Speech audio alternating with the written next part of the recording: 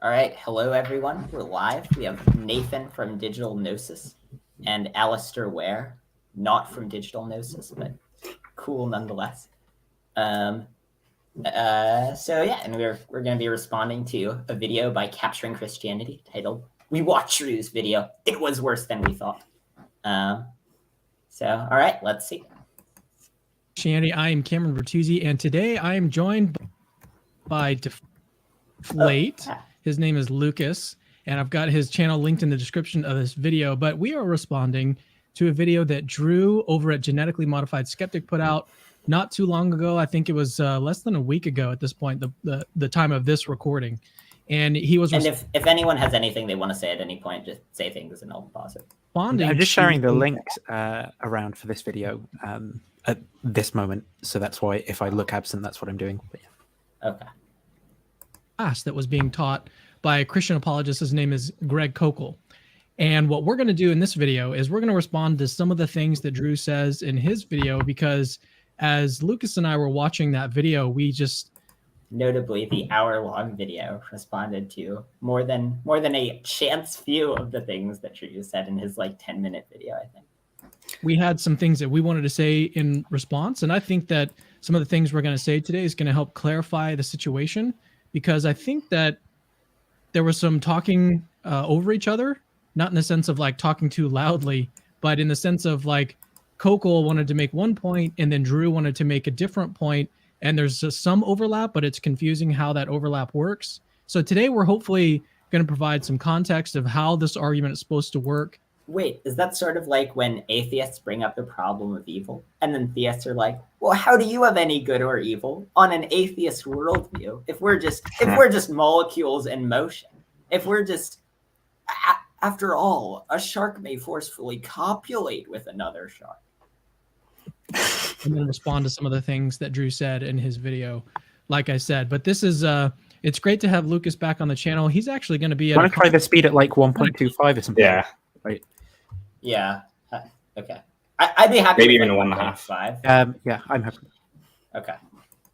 I usually watch YouTube videos at 2 times speed. It's an event. We're not calling it a conference, but he's going to be in person in Houston very, very soon. Let me go ahead and just pull up that slide really quickly to let people know. So this was our first CC Exchange event, an in-person exchange of ideas. And this is the list of speakers right here. Myself, Joe Schmid, Lucas, he'll be joining us. And then Alex O'Connor, probably the biggest name, not probably, he is the biggest name that's going to be attending this event. And Lucas and Alex are going to have a dialogue on why they are and are not Christian. So I'm really looking forward to that. And with that, Lucas... Notably violates the law of non-contradiction. They're going to be dialoguing on why both of them are and are not Christians.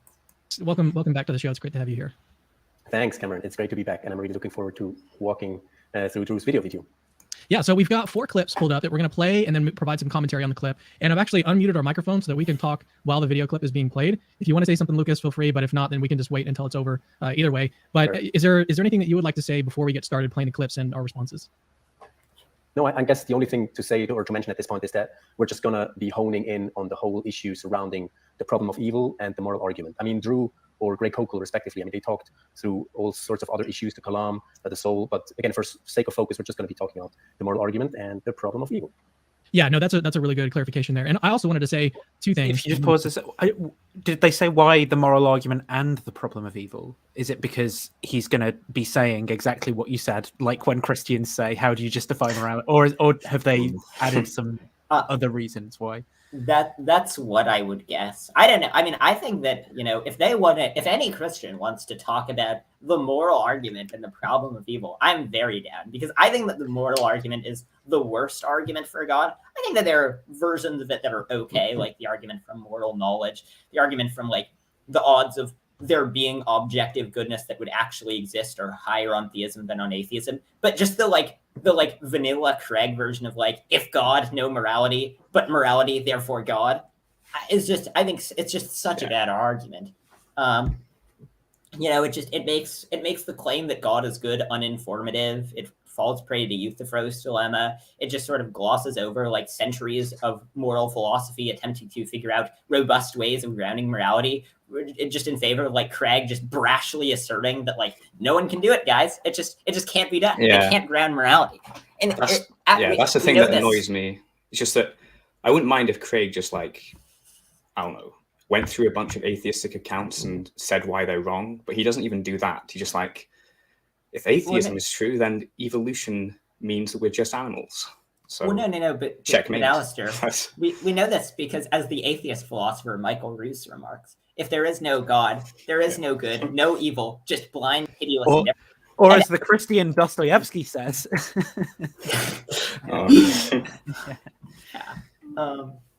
And this is agreed with by many atheists and Christians alike. There's some atheists that are anti-realists. Therefore, atheism can't grant realism. In the context of this video, have they said though why, why is it that they're talking about the moral argument and the problem of evil as opposed to just the problem of evil or just the moral, or is it just because those are two arguments that they feel? I mean, I guess maybe we'll see as we go on. We'll see.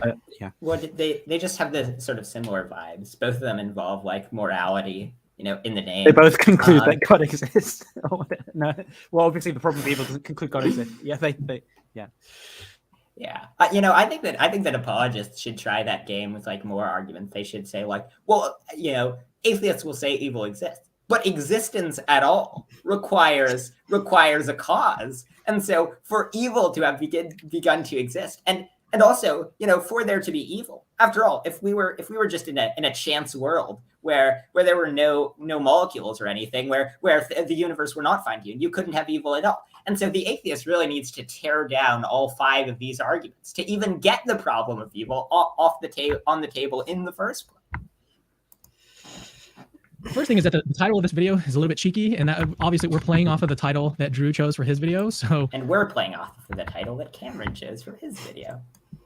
That's why it's saying that, we were just less than impressed about his video. That's because that's the way that he titled his video. So a part of why we did that is because of analytics. So analytics are going to see that title and then play this one, maybe, hopefully, next to it. So that's like, it just makes sense analytically. This is just, I know we're not getting very far through this, but this is just going to be a meta point about kind of like Cameron's sort of attempts to be better than he has been in the past, which I think are kind of a good thing and a little bit endearing, but then his kind of like inability to have self-awareness to realize that he needs to stop doing some of the things that he's doing to actually improve the discourse, like his marketing and slogans around, like, by the way, Christianity's true, drop to every opportunity, or like, he's sort of inching his way towards a better way of talking about these things, but then he sort of doesn't seem to recognize that he's still doing those things, and it causes the kind of bad effects to the general discourse. Yeah, but it's fun to say, by the way, plus some controversial philosophical statement and say it's true, isn't it? Yeah, it's fun. And his audience is going to see this, and they might not necessarily absorb him making those kind of caveats right about the title, but they're just going to kind of stereotype who someone like Drew is, what he's got to say, and what the state of the discourse is based off of like thumbnails and titles. Yeah. Actually, a fun related story. So I at one point tweeted out, by the way, moral realism is true, just as a joke. And so it got retweeted by Cameron, and then he followed me. And so then I sent him a message asking if he wanted to like have a debate, or like, because I am interested in arguing with theists. And then he unfollowed me, so I can no longer message him. Pretty amusing. We were just kind of being cheeky, playing off of the title that he did on his video. So we're not saying that Drew is a bad person or that he's stupid or silly or anything like that's not what we're saying with the title of this video. We're just playing off the title that he used in his. So with that out of the way, I want to situate the audience. It's an endearing claim that Drew's video is worse than they thought after they watched it. On what to expect. Well, that's the same. This is actually the same move. So Cameron made this when he did his debate on the Kalam with Rationality Rules, and he sort of like made personal attacks. He's like, oh, it's just jokes between friends. And similarly, he just made, this video about I was a jerk. Interestingly, presenting the narrative that was in the past, but now he's a better person. Where simultaneously in that video, he says, some people haven't grown up and learned not to talk about fallacies at every opportunity. Then pops up a picture of Stephen Rationality Rules, right? And it's like, well, I thought one of your earlier points is don't be a jerk, but then it seems like you're being a jerk in this very, in this very video. And yeah, it's just from the way you described that, I can excuse that because I don't like fallacy bingo. Like that's so. Oh, no, I'm not saying I like it. I'm not advocating for it. What I'm kind of pushing back against is just again, it's another example, I suppose, of like Cameron's lack of self-awareness when it comes to these things. Like he says a lot of good, he talks a good talk, right? But then literally the next thing he does will be something like completely stupid, or like that tweet yesterday. It's broadly logically impossible for physicality to ground. It's like just these like brazen statements, or like doing things that are harmful to the discourse. Yeah. I at one point, so I made like an argument that appealed to intuitions, and someone was like, "Why? That's the fallacy of personal incredulity." They've actually cracked it. Phenomenal conservatism is debunked. It's actually just the fallacy of personal incredulity. Fallacy of gaslighting. Clips and everything. So basically, Drew plays a clip from Greg Kokel from the class that he's teaching. Drew provides his commentary, and then his commentary, there's basically only, as I was watching all of the different clips, there's really only two major points that Drew makes in his comments. And so the first one is basically that the problem of evil is an internal critique of Christianity. And we'll talk more about that. We'll look at the actual video, and then I'll provide some of my thoughts on why I don't think it's actually an internal critique of Christianity. But then the second thing that he does, and let me pull up my notes so that I don't botch this here. The second thing that he does is he basically argues that evolution can account for our shared moral beliefs. And so we're going to make a few different responses to that. We're going to say, well, first, Lucas is going to talk about the genetic fallacy and how that might apply here. And then we're also going to make the point that the case for moral realism doesn't just involve the data of our having common moral beliefs. That seems to be a kind of assumption that Drew's making. He might not be making that assumption, but it kind of seems like it's playing a part in his argument, is that assumption. And then third, this is actually the way that he responds to the case that Greg brings. Uh-oh. Yeah, I'm still on. It's just the electricity went down. I'll be back on in a second. Okay, no problem. Let me just... claims that there's a God and that the world is finely tuned for us. Camera. Wait. Goes out of it. Continue this thought while you're over there in the dark. Okay, so the third response we're going to bring is that he says that evolution can account for our shared moral beliefs. And then the third response to that is that this might actually be a good reason to adopt one of the premises in a version of the moral argument. I just want to give a quick overview of what you can expect if you watch this video, and that's what I just did. So with that, let's go ahead and just jump into the first clip. What do you say? That's right. Let's go. All right. So let me just get it queued up here on my screen, and then I'll go ahead and play it. How did Cameron manage to say nothing in 5 minutes? That could all be summarized as Drew made a video. We thought it was bad in particular ways. There were basically two arguments, and then explain very briefly what the arguments are. Also, check out Lucas on his channel. Go. What I'd like to do here in this session is I want to show you how you can turn the problem of evil into an advantage, an ally. And there's a sequence here. Oh, he did it. He did it. The evil actually proves God, because if atheism is true, then objective moral values and duties don't exist. You're talking to somebody. First, in your conversations with atheists, think of the most morally grotesque thing that you can imagine. First, you get this thing. I love things. Yeah, whenever I chat with atheists, I just always think of the most morally grotesque thing I can think of. Yeah, I just think of Jesus drowning babies, every baby on earth at once. I just think of loving Jesus, in the sky, just watching, babies sink and float and inhale salt water into their lungs and flail about, while Jesus just watches and causes more water to rise. Yeah. Yeah, and I think of disease spreading rapidly that could have been prevented by hand washing. Oh wait, Jesus sort of condemns hand washing as pompous in Matthew. And then you ask them, what do you make of this? That is, what's your assessment? And if they think about it for a moment, they're going to come up with a couple of different things. They might say, hey, that ain't right. Okay. And once they weigh in with their assessment, here's their third question, and this is the most important one. You need to ask them, are you describing those things themselves? The way the guy is talking, it sounds like a jujitsu move. When they come in with this thing, you do a roll and flip them over. And they come in with the problem of evil. I do think that that's often how apologists think about the kind of philosophy that they sell to their audiences. It's like if you read Craig's Reasonable Faith, for example, he's got these kind of flowcharts of how the conversation might go, and I think that this is one of the objections to apologetics as an enterprise, or at least as a delegitimate branch of philosophy, is because it's very difficult to have genuine discourses about these questions and the problems surrounding them, God's existence. There are theists who it's good to have those conversations with, but someone who views you as a flowchart, right, isn't someone that I want to be having these kind of conversations with. So especially when Craig says himself that it's not the evidence that convinces him that Christianity is true, which I find it's just, regardless of what he says, he thinks you should believe anyway. So Well, kind of- unless the Holy Spirit hasn't given you a defeater to defeat all defeaters, then you right. Yeah, Then it's on God. I don't understand that. I don't understand the relying on. This is a sort of funny image to be paused on. Looks like his hands like exploding and he's like possessed. But I don't think that personal experience in the religious domain is that reliable. Like I think that I am broadly sympathetic to phenomenal conservatism, but generally we want our intuitions to form sort of a coherent web.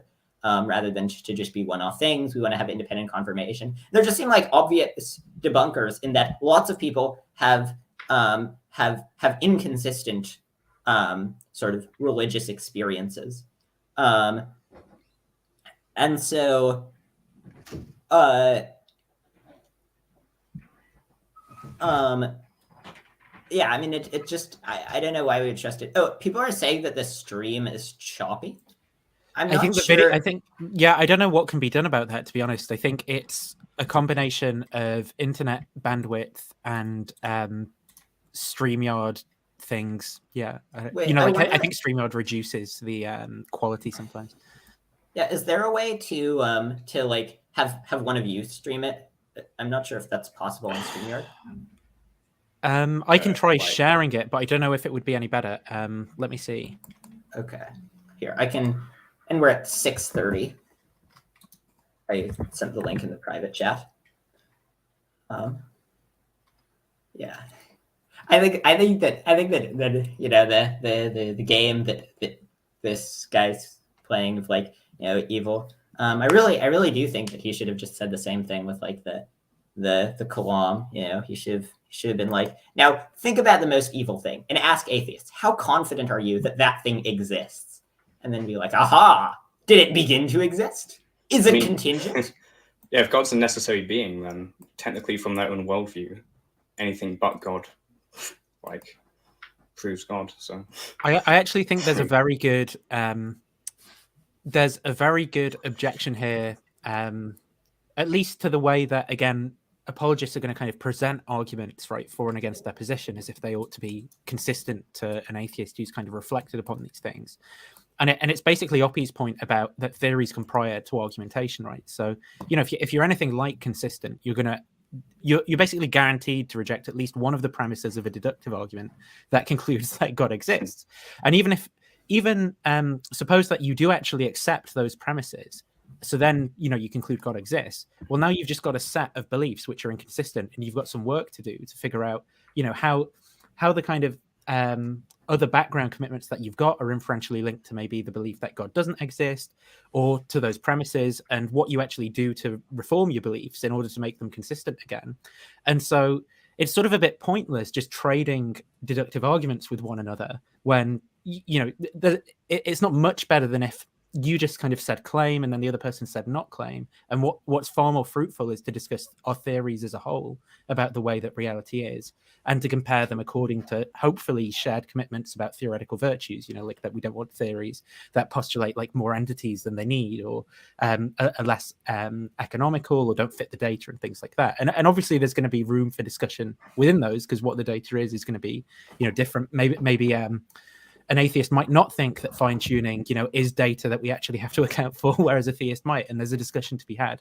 But I think that that's a better model for the disagreement than just like, here's an argument, right? And like, which premise do you object to? Well, here's another argument for that premise, and then just going on forever. Yeah, I think that that's partially true, though. I also think that often you will have several premises that they're each more plausible than the conclusion, but that in conjunction get to the conclusion. And so, like, for example, with a repugnant conclusion, if we accept the, I'm forgetting the first thing, but that adding happy people to a world makes the world better, and that non-anti-egalitarianism, then if we accept both of those, then the repugnant conclusion straightforwardly follows. So it's like often worthwhile to show how from fairly innocuous axioms you can get to a more a less modest conclusion. But I do agree that the way that Craig does it, where he'll just rattle off like 6 arguments and then just like assert that they follow logically and inescapably, and then just try to like, you know, hope that his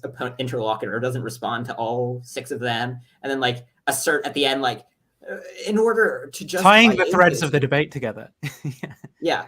They have to first tear down all 6 of these arguments and then erect in their place arguments against God. And until Michael Tooley in particular does that, we're all justified in being theists. Or whatever. All right, we can continue. You need to ask them, are you describing those things themselves out there? Or are you describing what's in here, your emotional response? I want to know whether they think the badness of the actions that we're describing is in the actions out there themselves, or is the badness just some assessment we make on the inside of ourselves and project out there? Okay. If the second, then nothing is bad in itself. If the first, then those things are bad in themselves. Okay. Yes, Objectivism, relativism. All right. All right, that's quite a setup for this point. So why is it so important to pause establish for a objective minute? morality here? Yeah, so I think that like, so that is a bit of, so there are like, there's just tons of daylight between those views. So like, you know, you might be some type of like quasi realist, I think they're called. Yeah, where that's you Simon think, Blackburn's thing. yeah, so you think, so what you say when you make a moral claim is like I would hold the attitude that like I if I were completely impartial, I would not approve of this. So like if I were from behind the veil of ignorance, I wouldn't approve of that. Yeah, you could say that. No, you know, I am broadly sympathetic to moral realism, but it's not just like the only 2 views are not just either you disapprove of it or it's objectively bad, given that there's a law written in the sky by God that creates a moral law. And you know, I don't think that God can ground objective morality any more than God could ground mathematics, given that it seems like by the nature of morality, it has to be true in all possible worlds. It can't be contingent on quirks of God's nature. And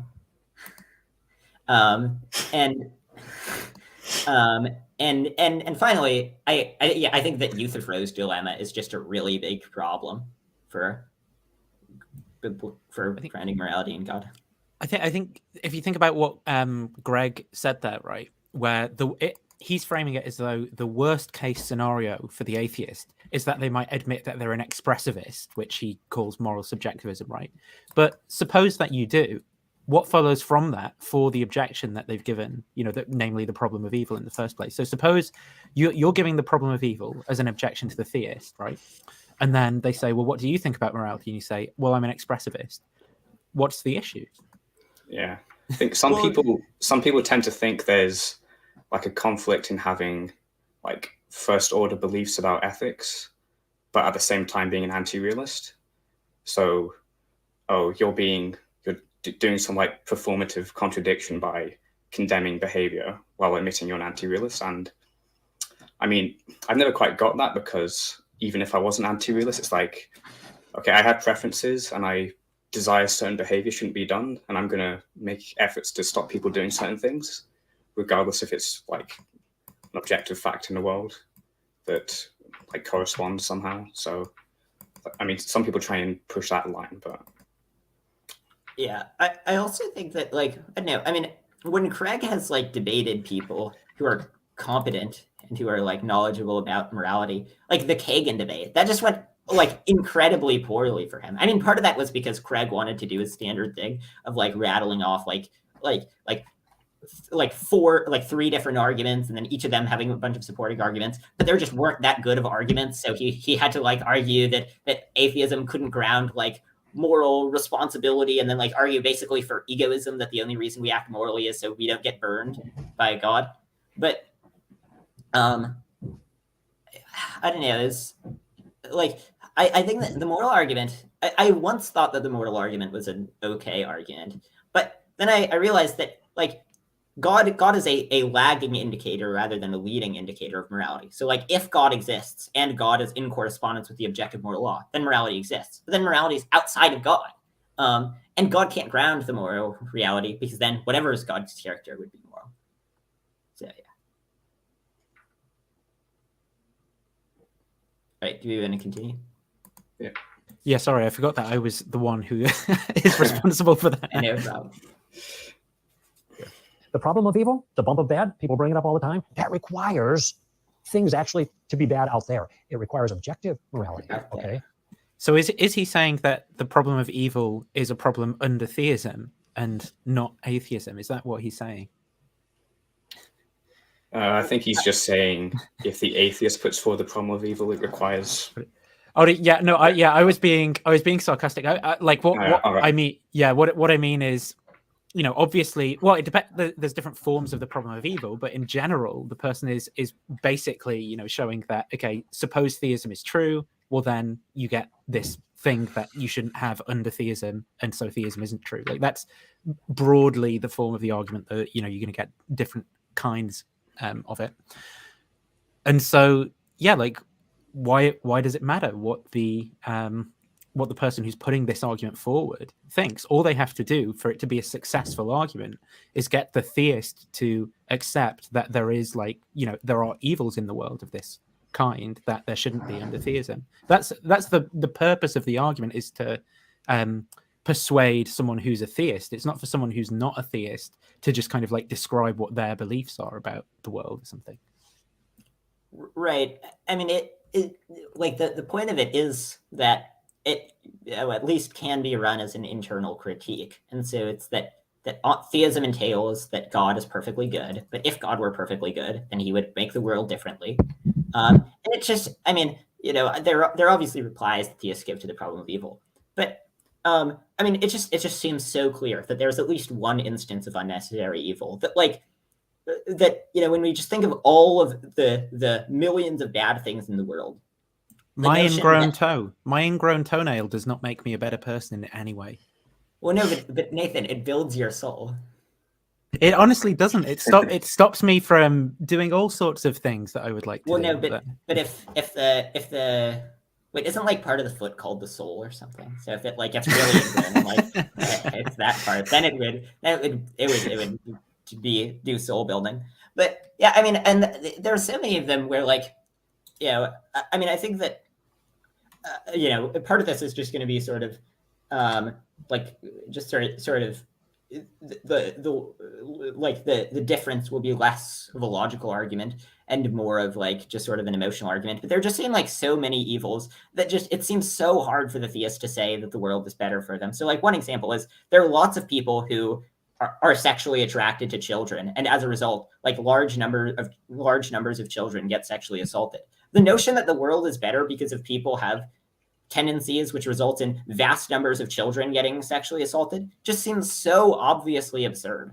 And, you know, maybe like overcoming that builds people's souls. But I mean, if it did, so if we really accepted that like all of the bad things in the world have some morally sufficient reason such that the world is better for them, then we should be really hesitant before getting rid of bad things. If malaria is building people's souls, then we should be really hesitant about getting rid of malaria because God made malaria with some morally sufficient purpose. And yet the problem is even worse for God, because not only is it a question of whether or not like the world would be better without malaria, if malaria serves some other purpose, the question raised by the problem of evil is it the case that for every single instance of evil in the world is A, better for them having existed in the first place, or at least better for some other mechanism which necessitated their existence having existed, and B, even if it is better for it existing because it serves some purpose,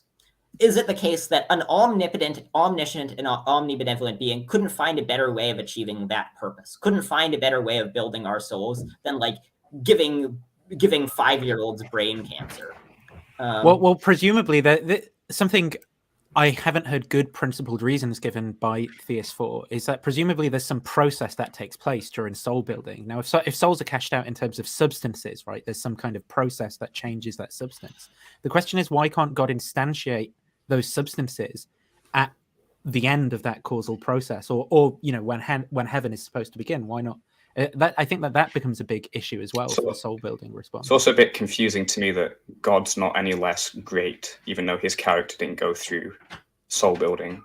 Like, if God is actually a perfect being, like his perfection isn't diminished by not like going from an imperfect state to a perfect state. So Yeah, maybe there's a good response to that, but I'm not why sure. doesn't God just make infinite proto-gods, basically, that are like perfectly loving? Yeah, why not just instantiate heaven as it's supposed to be instantiated? I mean, there are responses that are given, but I'm just going to say that they all are really like ad hoc, right? And they're not going to be convincing as well. They're not going to be convincing to someone who isn't already convinced of the conclusion. But further, I think they're so bad that they should give people who haven't thought about these things and are Christians reasons to doubt the coherence of their whole kind of position, right? Oh, God can actualize that, but he can't actually actualize that world because William Lane Craig says so.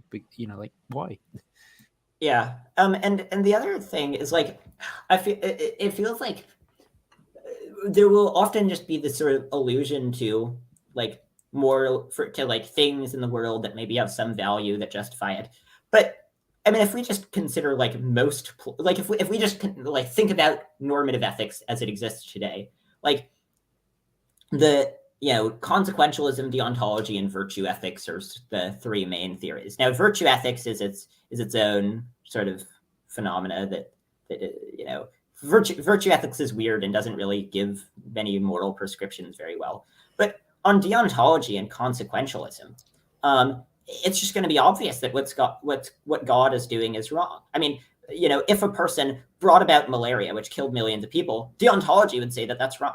And on some type of utilitarianism, well, even if you think that like free will has value, which I don't know why we would think that. But the question is not whether it has some value. The question is whether it has enough value to be worth trading off for literally infinite goods. Because God could bring about everyone having infinite well-being, or maybe there's some problem with an actual infinite, but any finite amount of well-being.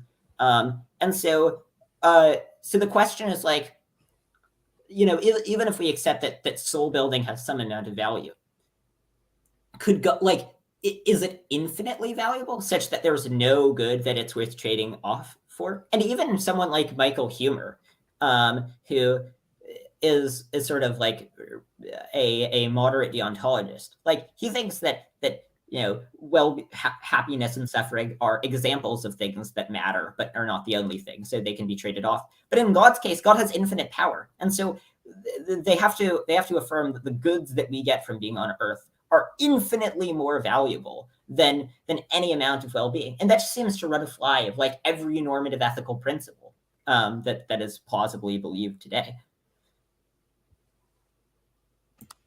Shall we go on with the video a bit? Yeah. And the existence of evil then needs to be a detail of the external world to be a problem. It can't be just a matter of our own personal opinions, okay? Some things have to be wicked or bad or evil in themselves, regardless of personal opinion. In order for there to be a problem of evil, the theist has to answer. No, actually, not at all. The problem of evil is a critique of the internal consistency of Christian theology. It assumes a Christian moral paradigm, that evil exists, and pits it against a Christian conception of the nature of God. It suggests that those things are inconsistent with each other, since God's supposed omnipotent, omniscient, omnibenevolent nature should not allow for the existence of evil. No moral standard outside of Christianity is required to raise the problem of evil, because the problem of evil deals exclusively with a Christian moral standard. You can raise the problem of evil regardless of your views on morality, because to raise the problem, you must first grant a Christian moral standard hypothetically. Maybe I shouldn't be at this point, but I'm honestly shocked that Kokel doesn't know this. How do you work in Christian apologetics for this many years and still not understand the basics of the most common objection to Christianity? Such an unnecessary comment, that last part. And I'll get to that in what I want to say. But man, yeah, it's just, why would he say that? At the end, his goal is more broadly to unite. From what I understand, he wants... Well, I think it's kind of obvious, right, why he'd say that, because of the way that Kokel was delivering his video, and it's a response to Kokel, and that involves also not just responding to the ideas, but also the kind of rhetoric of Kokel, right? And if he's delivering with such confidence and sort of like vitriol is not quite the right word, but such kind of like bombast against his opponents, right? But he's completely wrong in what he's got to say, then it is sort of embarrassing. And so it's a very salient point to raise it for the critic of Kokel's position that he has been an apologist, a professional Christian for so many years, and doesn't understand the basics of his point. It's embarrassing, and that people should observe that. Right, and Cameron would be perfectly happy saying the same thing of a lot of the new atheists. So, I think Cameron would say, like, of Christopher Hitchens, that he's been doing this for such a long time. Surely by now he's learned that Christianity doesn't think that Jesus sacrificed himself to himself in a blood magic ritual, as Hitchens has been fond of saying. And so, I don't know, like, it seems like if you're going to object, like, if you're going to object to people objecting to being polemical, you have to do it across the board. But I mean, yeah, like the purpose of an internal critique is like just to show that the two views that are held are in conflict with each other, not that you have a view that's in conflict with the other one. To unite atheists and theists, and he doesn't want to drive a wedge between them. But comments like that. And a further thing, to unite atheists and theists, I think Drew also wants to critique Christianity, right? He doesn't want to just let Christians get away with like saying dumb stuff and being combative morons. Like that's not part of his aims as a channel. Yeah. That definitely drive a wedge. It's like it's very vitriolic. You're asking questions that are going to raise questions in the minds of your viewers. I'd be curious if like Cameron wants to like bring together atheists and theists, because Cameron is like very snarky, and I don't mind the snark that much. I find it pretty funny often, but I wonder how much, just from my perception on Twitter and the way he interacts, I perceive it as very like passive aggressive, but that could just be me, my interpretation. So I'm not sure. I do perceive it that way as well. And the thing that rubs me the wrong, I don't mind it in and of itself. The thing that rubs me the wrong way about it with Cameron is that there's there's a story he's trying to tell about who he is and what his kind of purpose is, right? Where he's trying to say, I'm providing the intellectual side of Christian belief. I'm bringing that to the surface. This is all about academic philosophy, and I don't care about any of rhetoric or anything like that. But then he also does this stuff. It's like, well, if you just want to kind of like be some guy and not get this kind of like narrative, this narrative point which I think is there to build confidence of Christians in his audience, which is that Christianity is this reasonable thing, that's this academic, this legitimate academic discourse around like being a theism and providing reasons and stuff. If he jettisoned that from what he does and was just like, look, I'm some guy who thinks Christianity is true, I talk about these things, sometimes I joke about it, I'd be absolutely fine with it. But it's the fact that he presents that narrative sometimes, and then sometimes he'll also be an asshole, and it's like, what do you want? Especially when that's like coupled with, I don't know how evangelical like Cameron is, but especially when that's like in conjunction with this whole idea that atheists, or only atheists, could have like spiritual warfare or like weird beliefs about like the motivations of your opponents. I mean, it just comes off pretty bad. Like if you're not in that camp. Well, he's inconsistent on this front as well, because he will say, don't psychologize, right? Only object to premises. Don't even asking questions is wrong, because questions aren't arguments, he said at certain points, right? And yet, in the most recent video he's done, he talks about how he doesn't think that people believe for rational reasons. He thinks that we're all motivated by, like the desires not to look stupid and things like that, which I happen to agree with broadly. But, it's like you can't have it both ways. You can't just, when it suits you, when someone is like psychologizing you, be like, yeah, but which premise did you object to? Or someone asks you a question, be like, which premise did you object to, or whatever. And then on the other hand, be like, yeah, people just don't want to feel stupid. And you can't have them both at the same time. Therapist collapses, fails to object to any premise. Merely attempts to psychoanalyze me. Of course, I have my 11 premise modal ontological argument, and then my therapist starts asking me about my feelings, can't object to any premise, yet claims that her non-belief is rational. Okay, we can continue. Viewers, which are like, yeah, how could he miss this thing? He's either got to be stupid or he's dishonest. And those are like the two most common responses that someone's going to give when that type of question is raised. So it's just really unhelpful. I was planning on talking about that later, but I just couldn't help it. Lucas, I know you've got some things that you want to say, so I'll turn it over to you. Yeah, I mean, I'm going to respond to what you just said later, because I was actually thinking about that too, just about those comments. But let me just first raise the whole issue around the problem of evil being an internal problem for Christianity. I think, to be honest, I mean, Drew has a point. The problem of evil is only a problem for people who are committed to moral objectivism. So he has definitely a point there. However, the big issue here, and I think this is the source of misunderstanding between the two, is that once you dismiss the That was a silly comment from Lucas, because it's not a problem for people who are committed to moral objectivism. Suppose I'm a Platonist, right, about the moral good, right? Some like Iris Murdoch person or something. Like, it's not a problem for me that evil exists, because that doesn't tell, being a Platonist about this like non-natural goodness property or whatever doesn't tell me anything about whether or not evil exists. It's a problem for Christian theists, because the point is that given Christian theism, it's unexpected in certain forms, or that it's logically incompatible, or there's somewhere in between the two. Yeah, I think I interpreted him as what I interpreted it as what he was saying was that the problem of evil can only be raised as an argument if you're a moral realist. But that's obviously silly. You can make the argument, like, you can say that I don't think that there is objective morality, but if there were objective morality as you think it was, one of the tenets of it would probably be that you should not drown babies. And so if your view entails that an allegedly perfectly moral being drowns babies, then that means your view is false. But yeah, we can continue. Let's hear what Lucas has. Problem of evil as an internal problem of Christianity, which Drew explicitly does by saying that it's a problem that deals exclusively with the Christian standard of morality.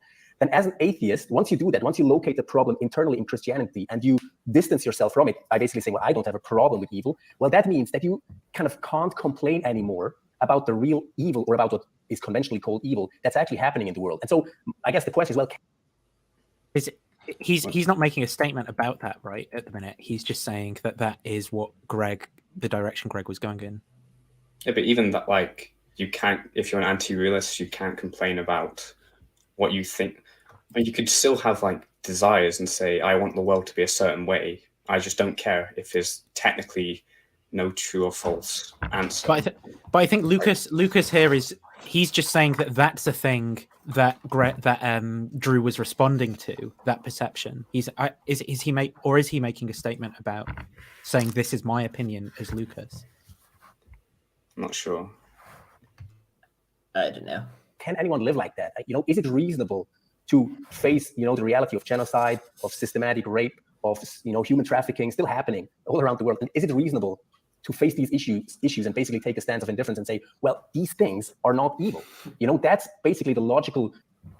This is, again, just to misunderstand like theory and language, basically, because would an anti-realist say that is evil? As you were saying before, Alistair. Well, yes, they would say that is evil, and then you just ask them about their theory about evil. Like, is there some kind of like object that stands for evil whenever you say the word or something? Some spooky supervenience relation, something. Right now, I mean, I think that the sort of intuitive argument that like it seems like torturing infants for fun is objectively wrong, independently of our views towards it, that prima facie counts in favor of that belief. Therefore, prima facie we're justified in believing that is like a fine argument. But the anti-realist obviously is gonna have some responses, and their responses are not gonna be like, no, I don't think it's bad. Their responses are gonna involve saying like, well, I think it's bad, but I don't think that it's bad in any objective sense, and then raise some argument like, the argument from queerness or the argument from like some form of the argument from disagreement, evolutionary debunking, etc. I mean, I do think it's very easy to conflate. Do you have the intuition that it's stance independently wrong, or are you reporting an intuition about just like the personal beliefs that you would hold regardless of whether it's stance independently wrong? And seems like people confuse those two because when you get asked, is torturing babies for fun wrong? Well, it's kind of like there's no good way to answer that if you're anti-realist other than, no, it's not stance independently wrong, but I still believe it's wrong in a certain sense. Like I can cash that out in slightly different terms, but it's not like I approve of babies being tortured. I'm not going to be like emotionally indifferent to it if it happens. So I think what the move is here in the discourse is sort of like, It's like saying, well, you know, did Harry Potter have a scar on his forehead, right, or something? It's like, so if you're a Harry Potter anti-realist, then you don't believe Harry Potter exists. So that, and if Harry Potter doesn't exist, he can't have a scar on his forehead. So if you're a Harry Potter anti-realist, you don't think Harry Potter had a scar on his forehead. And then as an anti-realist, maybe you're going to be like, well, of course Harry Potter has a scar on his forehead. There's just this extra kind of like complexity to what I mean by Harry Potter. You know, he exists, but as a fictional entity or something like that. And then, my response is, yeah, Harry Potter does have a scar on his forehead. And then, you know, they're going to go, aha, so if he has a scar on his forehead, then he must exist, because you can't, you know, and that's sort of the way that the dialogue goes, without this appreciation for like everyday modes of talking and, you know, the theory behind it, which is or what grounds things, metaphysics and so on, that we're trying to talk about here. Right, and the same thing is true of like most arguments for theism, like the moral argument, right? The moral argument is saying that if atheism is true, then we can't have objective morality. And, you know, the atheist could play a similar game. They could say, wait, but you don't believe that. You don't believe that God does not exist. So on your view, like, you can't even talk about it. You're procedurally barred from discussing the moral argument unless you don't believe that God exists. Yeah, I mean, it's just absurd. Yeah. Yeah, that's true. You could sort of say, you can make an interesting one about, like, well, the argument from evil is an argument that concludes that God doesn't exist, right? So why are you even talking about the problem of evil if you don't believe that if you believe that God exists? Because the argument concludes God doesn't exist. So, you know, how are you able to? I mean, I could make the point better. That's a bit kind of convoluted, but it's the same sort of issue. Yeah. If you want existential outworking of Drew's critique, he's saying, well, I don't have a problem with evil. Christians have a problem with evil. It's an exclusively internal problem, or a problem that is internal to Christianity. And so I guess that's where, you know, what's interesting is that in the video itself, a couple of times, Drew complains about Kokol misrepresenting atheists. And at one point he says, there is no excuse for spreading misconceptions like that. And so it seems to me, I mean, if you think that morality isn't objective, well, it doesn't make sense to talk about excuses, because you will only request people to excuse for things, you know, if they objectively violate. Okay, here's a question then, Lucas. So suppose expressivism is true, right? And Drew is just expressing his dissatisfaction, right, with what Kokol is doing. Would he then utter the same thing? Does that theory explain the same evidence that we're seeing there? The answer is obviously yes. And so there's a counterexample to the generalization that you made. Yeah, and also, like, I mean, so suppose that, say that one so presumably Lucas does not think that there's some jokes that are objectively funny. Presumably he's an anti-realist about humor. But so if someone told a joke and Lucas responded that joke is not funny, and it's like, this is actually just like not a very good joke, like no one laughed. Like, Lucas could say that while also not being a realist about humor, right? Because or toe-stubbing owness. Like, how is it that they say ow when they stub their toe without there being these things that supervene on toe stubbing called, you know, like owness properties that are truly there? Yeah. Now, as a utilitarian moral realist, I do think that there is an owness property that supervenes on stubbing your toe, but that's personally true. But some moral standard, and so I guess this is where Drew and there has to be an ow standard past each other, in the following sense that, I mean, it is true that the Christian has to account for, you know, the reality of evil and, you know, has to offer a theodicy. That is certainly true. But I think what Kokol is saying is that we all bump into this, you know, thing called evil. And Drew tries to distance himself, saying, no, I don't. It's a problem that is eternal to your world. Kokol is making a different point in response. Drew is bringing up the problem of evil, but what he needs to understand is that Kokol is raising a totally separate argument, but that sort of like works for the like moral bingo, like that you can like word associate with the problem of evil, because they both have good and evil in the name, and then Drew's just objecting to it being used as an argument against his view. He's not even objecting to the moral argument. He's just objecting to the moral argument as being an argument for as being a response to the problem of evil. well, I mean, I think I'm not positive about this, but I think Drew is an anti-realist. So his response to the moral argument would be, well, maybe he would have other responses like use the first one, but one of them would be that just biting the bullet and saying there is no objective morality. So yeah. Yeah, I'm wondering. Suppose someone just responded to Lucas and said, I mean, it's clear that Lucas just doesn't understand the argument from evil here at all. But the point is that it's a comparison of the two theories, right? So it's like, okay, given theism, how expected is it that we observe the kinds of evil that we do? And then let's say, given atheism plus the Platonic form of good and the Platonic form of evil, how expected is it that there's good and evil? Well, it's expected with a likelihood at least of one, whatever the priors are, because we've got the Platonic form of good and evil built into our hypothesis there, and so that's just the comparison is just to say, well, where's it more expected, and it's less expected, and if that's the form of the argument, I don't see how anything Lucas is saying here actually engages with the problem of evil. So it has anything to say, to why, why evil is more expected under theism or less expected under naturalism. It just seems to miss the point completely. Did Drew's original video put forward like a logical problem of evil then? So is he might be wanting to claim something more strong than it provides like evidential support. Yeah, I'm not sure exactly. I think it's just the evidential problem of evil. Yeah. I'm not positive. I think that the whole distinction between the logical and evidential problem of evil is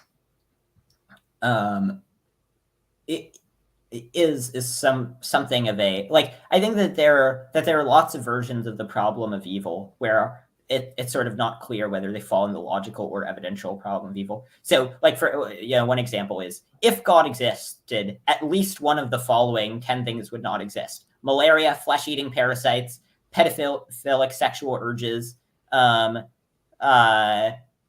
wait, I now can't name 7 other bad things. My ingrown toe. Landmines, Nathan's ingrown toe. I mean, this is just sort of a trivial point, but just food would taste better probably. That just seems like a really obvious improvement, just to make it so that we just enjoy the food that we enjoy eating it more. That just seems like an easy way to improve quality of life, just making it so that depression doesn't exist, so that we're happier all the time. And so, while it's true that, when asked, well, how do you know that? He'll say, well, we sort of surveyed the reasons for and against for and against allowing those evils. It does not seem like there's a justification for any of them. Doesn't seem like there could be, much less all 5 of them. It's not clear whether that would be logical or evidential. But I mean, and also, I mean, I think that on lots of plausible normative ethical systems, there are logical problems of evil. So if we accept utilitarianism, then hedonic utilitarianism, then the presence of suffering will just be a defeater for a perfect deity. If we accept deontology, then the presence of rights violations. Assuming it's an extreme form of deontology. But the important point here is that you're saying theism plus deontology, not deontology in and of itself, because that doesn't tell you anything about how much to expect evil in the world, right? Which is what Lucas seems to be confusing in his objection. Yeah. Mm-hmm. All right. Do we want to? Sorry, but the way he talks and the way he sees the world, it seems that, well, this might not actually how he really lives, because he thinks that things like spreading misconceptions about atheists isn't a good thing. And again, if Drew is consistent or wants to live consistently with his view, it would mean that he can't call, war crimes against systematic rape, all the stuff that's really happening. He wouldn't be able to call it out as evil or as bad. And I think no one can live like that. So I actually want. Okay. To me, that's just imposing. We just speak in natural language all the time. That's just imposing a theory on top of just judgments we'd make regardless of which theory in metaethics is true. So it's not like he's being consistent if he calls out certain behavior by calling it good or bad. I mean, that's just I don't know. That's a very odd thing to say. Yeah, I just think he's not sorry, Matthew, you go ahead. Well, I mean, Lucas Lucas often says "ha ha" in response to jokes, but doesn't believe in objective funniness. I just don't think that anyone can live like that. Where they have to like curtail their when they laugh, they have to say finish it with "in my opinion." No, they can't like just laugh. They have to, yeah. To push back on something that you said at the very beginning, and that is that the problem of evil, you can't raise that unless you subscribe to objective morality. So one of the ways that atheists respond to that is they say, well, no, it's an internal critique, and I don't like that move. I'm going to explain why in just a minute. Not just atheists, Christian philosophers of religions who aren't idiots. True. But I think another move that they can make, which is completely legitimate, is to say, well, okay, we don't have to put the problem of evil necessarily in terms of evil. We could put it in terms of suffering, being inconsistent with the loving God's nature. So I think that you can still run a version of the problem of evil. This is in response to the evil doesn't really exist, right? Evil is a lack of existence response to the problem of evil. This isn't a response to people just derailing the conversation by talking about objective morality for atheists. Yeah, I also think that the argument that evil is just a privation of good just is so implausible. Like, if that were true, like, coldness is the privation of heat, and so as a result of that, you can't get below absolute zero. But it seems like in terms of goodness, you can get below absolute zero. People being like tortured to death is not just not good. It's not just morally, like, it's not just equivalent to like sleeping. It's like actually quite bad. Certain experiences that people have, like being tortured to death.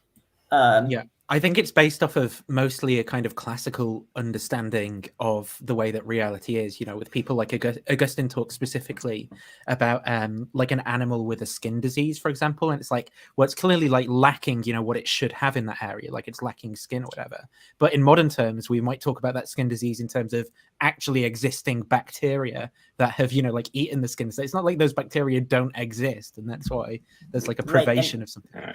Yeah, and also, like, if a person is lacking their head, that's not just lacking in goodness. That's like, it's bad if people are beheaded.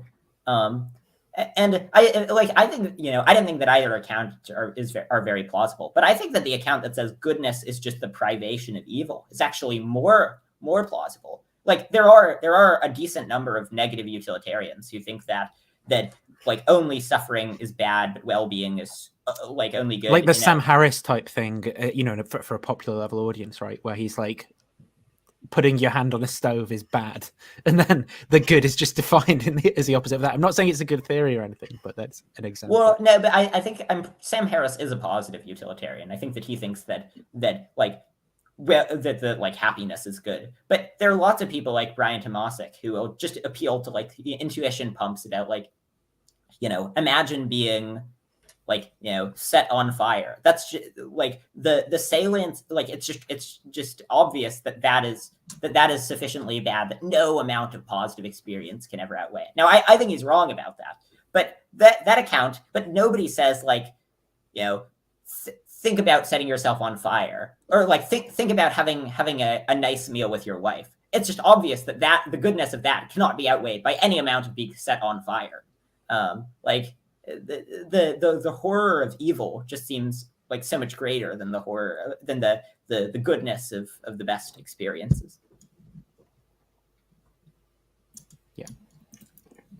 That doesn't necessarily commit you to the existence of objective evil. I wouldn't go the internal inconsistency route. I'd rather go this, suffering route, switch language from evil to suffering. And that way you can still run this argument, which obviously there are a whole lot of things that can be said in response about this argument. That's not the point here. The point is to look at what Drew's saying in his responses. But what do you think about that? Do you think that you can still run an argument if you just switch the language over to suffering?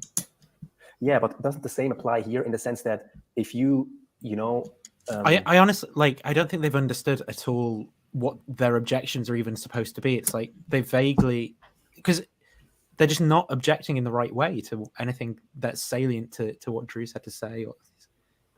Yeah. If you complain or if you critique Christianity because of suffering, if kind of run it this way, are you not still implying that things are not supposed to be the way they are? Aren't you basically making the argument that it's not just about me not liking this, it's not just about my preference, but you're actually saying, well, some things are off, they miss some given theism way of how things are supposed no, you're just making the claim that on theism, suffering they move to like unexpected. inconsistent with like perfect love, and just words have meaning, so you can't just say God's perfectly loving and whatever goes. Like no matter what we observe, God's perfectly loving. End of story. Like Right, clearly, like perfectly we loving. know. Yeah. Yeah. Perfectly loving beings tend not to like set up causal mechanisms that kill like 20,000 children under the age of 5 every day. That does not seem perfectly loving.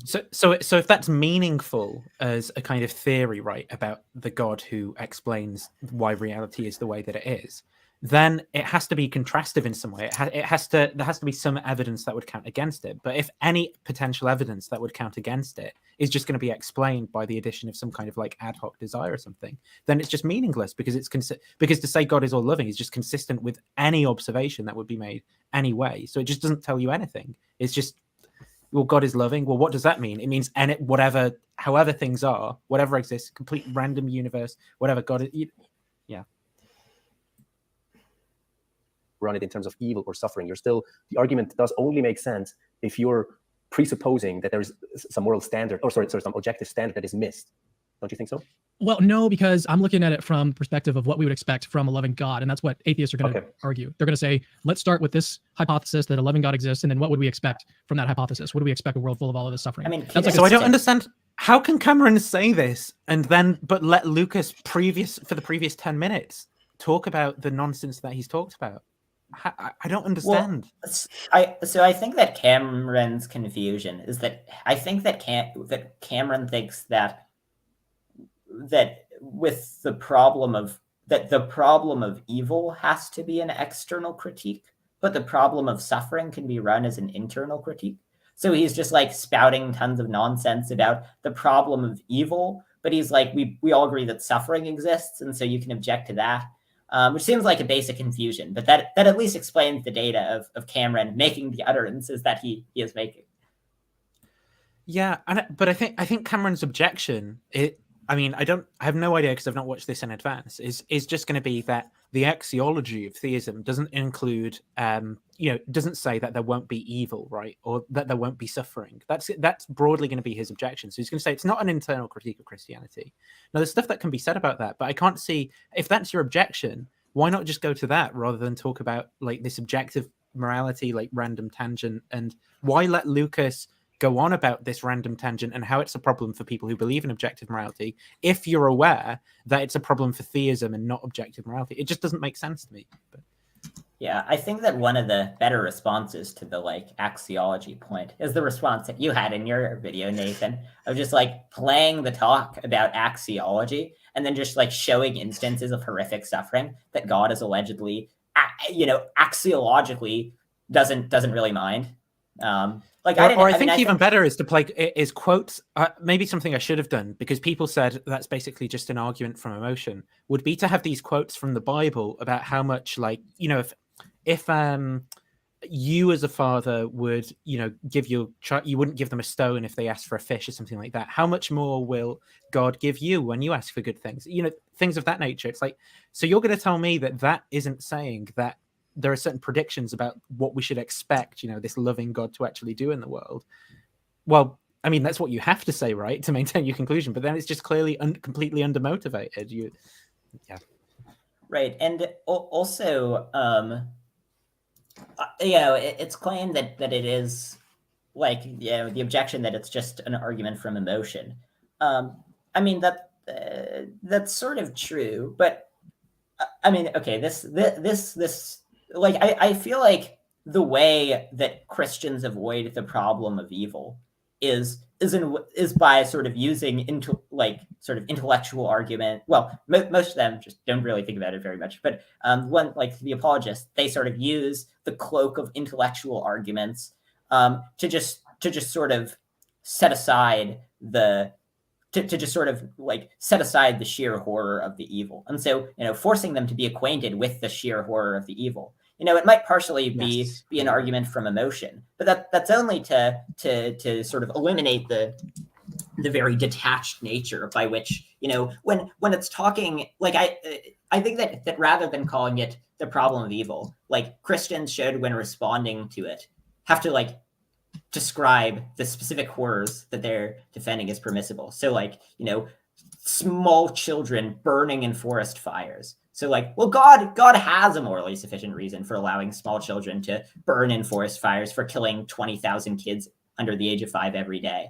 And so like, you know, we know throughout human history, and I that, you know, people can show near sociopathic disregard for other humans and for other sentient beings. And now I'm not saying that theists, I'm not saying that like theists are bad people who don't care about others, but in order to excuse sort of all of the evils in the world, it seems like they have to, they sort of use intellectual arguments to kind of dismiss just the sheer horrors of the suffering. And so showing them like images of the suffering that they're explaining away, I think is I view that as what goes on in the discourse. Like the thing I was saying before about my view of Cameron being that he's got this kind of narrative that tries to academicize and kind of legitimize the apologetics discourse in order to provide Christians who are doubting with confidence and so forth. And I think that is a real issue when it comes to discussing the problem of evil, because he wants to sort of invoke philosophical vocabulary as, you know, this kind of like get out of jail free card. Like that's why I make fun of him saying things like axiology, because he could just say, you know, it's not a part of theism. But I think that he says things like this to try and deliberately make it things that he says like more obscure or be dressed up in like more and more academic discourse. Well, I don't think he really understands what he's saying most of the time, as sort of evidenced by you know, this conversation by Lucas, where he sort of seems to understand that the problem of evil is a problem of theism, but then can't understand that Lucas doesn't get that in order to provide him with reasons, you know, to understand, to contextualize the argument correctly. So yeah, I do take issue with Cameron basically being, you know, with Cameron's sort of attempts to remove things like the problem of evil from the actual issue itself, and be like, you know, think of ivory towers and big words, but just don't think of, you know, those kids with the Zika virus, which causes, you know, their deformed bodies to be born in this horrendous way. See, this is why I have maybe a tiny bit more respect for like people who do the skeptical theist route, as long as they just keep their mouth shut and just don't talk about it, because I think for most people it seems just offensive on its like, if you like, a good test for this is like, if you wouldn't personally just say to a person who's suffering, this is the reason why, and it's justified anyway. Right. Like if you don't feel justified like saying that to the person who's suffering, then you should probably just don't talk about it. I think there's parity here between you know, someone could say, look, there are genuine IQ differences between Ashkenazi Jews and other races of populations, and I'm just making a Bayesian argument that is more expected under, you know, like the theory of anti-Semitism than it is expected under like these other theories.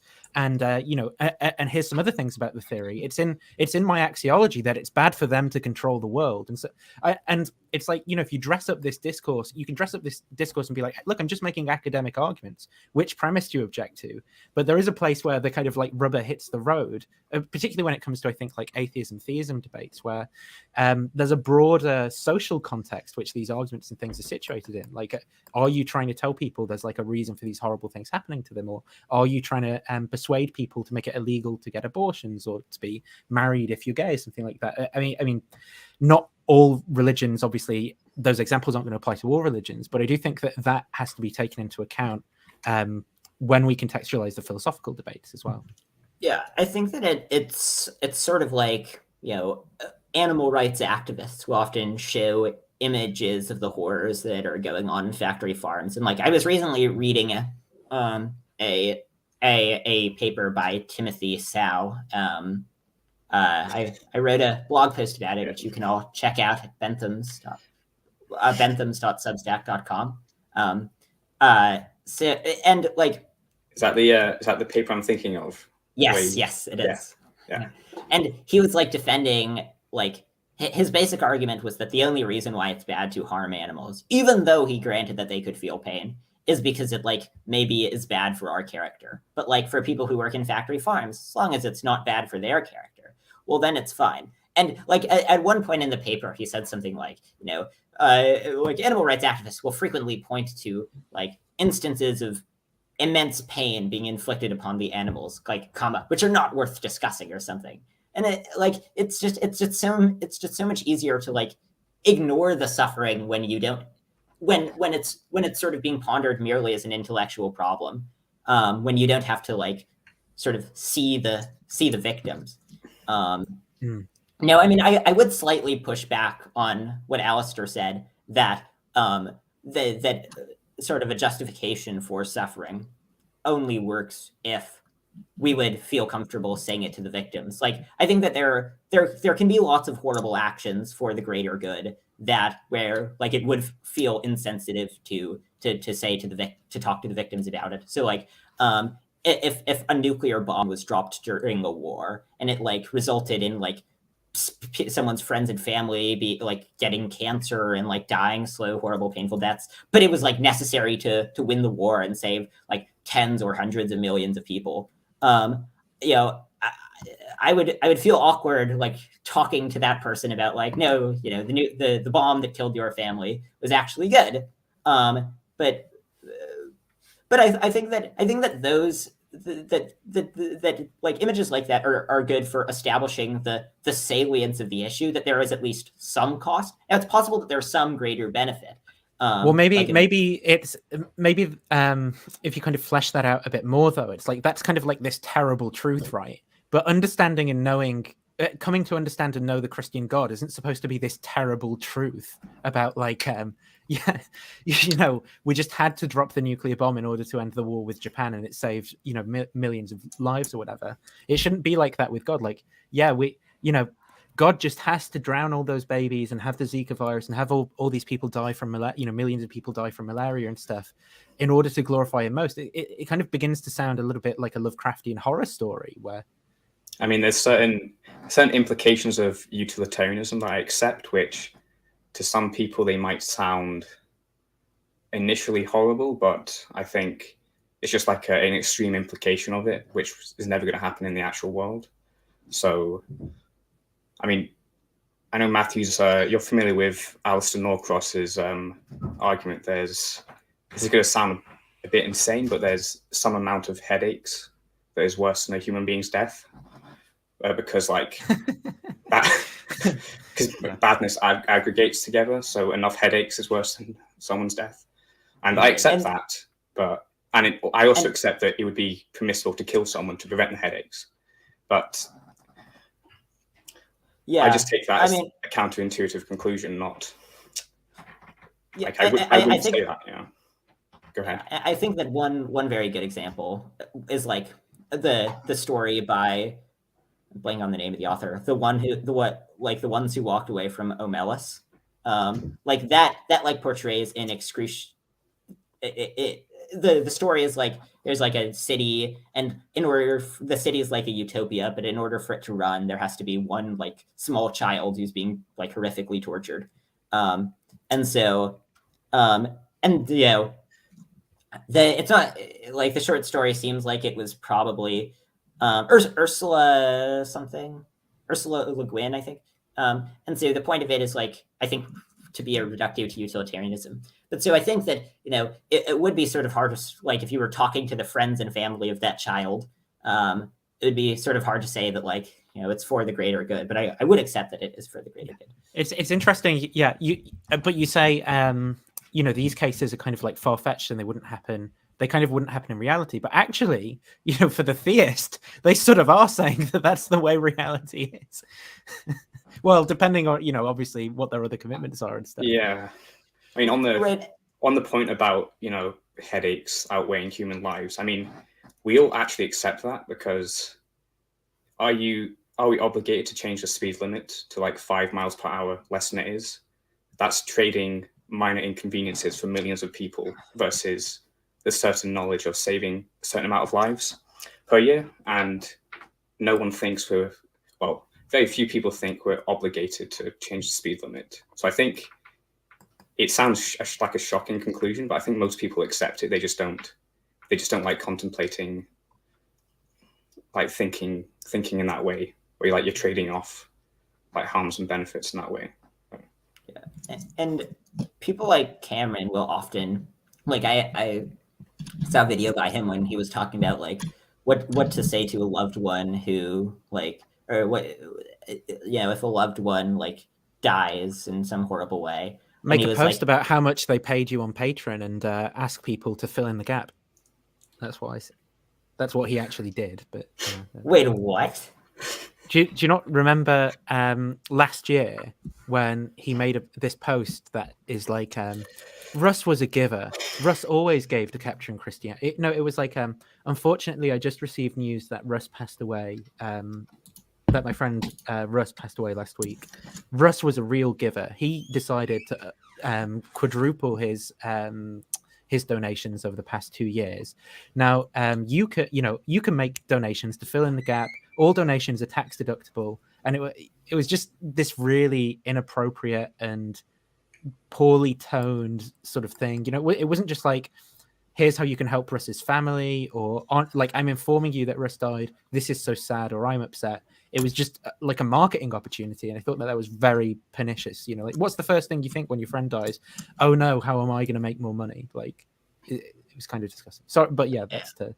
Yeah, I'm not feeling. But so like, but I heard him at another point say like, the sort of the sort of like trivial things that like Christians will stereotypically say about like, they're in a better place now. Like, don't say that; those are not comforting. But really, I mean, on Cameron's view, those may be not very comforting truths, but those are the truths, right? That they are in a better place. That the world is better for your 5-year-old having died of brain cancer, like yesterday. God had a morally sufficient reason for it, and also this is a question of axiology. So it's really an external critique. Yes. Yeah. And also the prior probability of it on atheism. It's not clear how high that is. So and don't forget that this is axiology. So, yeah, I think that's actually the way you should comfort. If like a loved one dies, you should point out that they're sad about it, but that's really axiology, and they can't rule out that God had a morally sufficient reason for giving your 5-year-old brain cancer. The standard way that the argument from evil is run in the suffering language.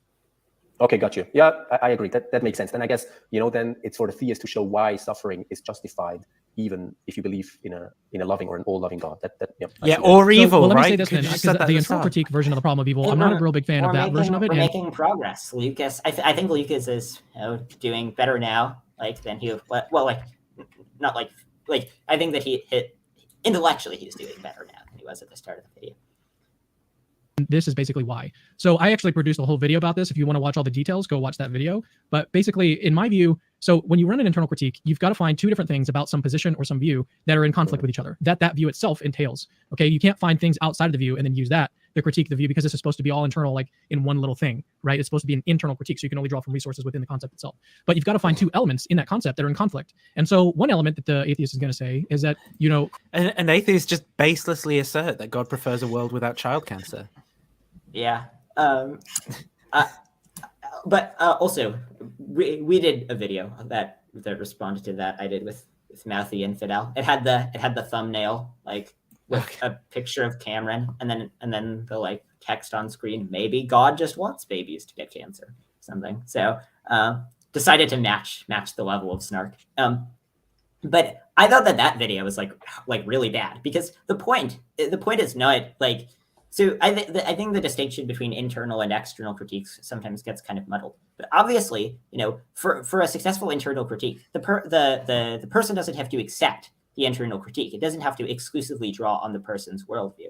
Like, you can say that your worldview entails X and your worldview entails Y, and then argue that X and Y are incompatible. Obviously, they're not going to agree that X and Y are incompatible, but so, like, imagine someone claims that their father is just a perfectly moral person.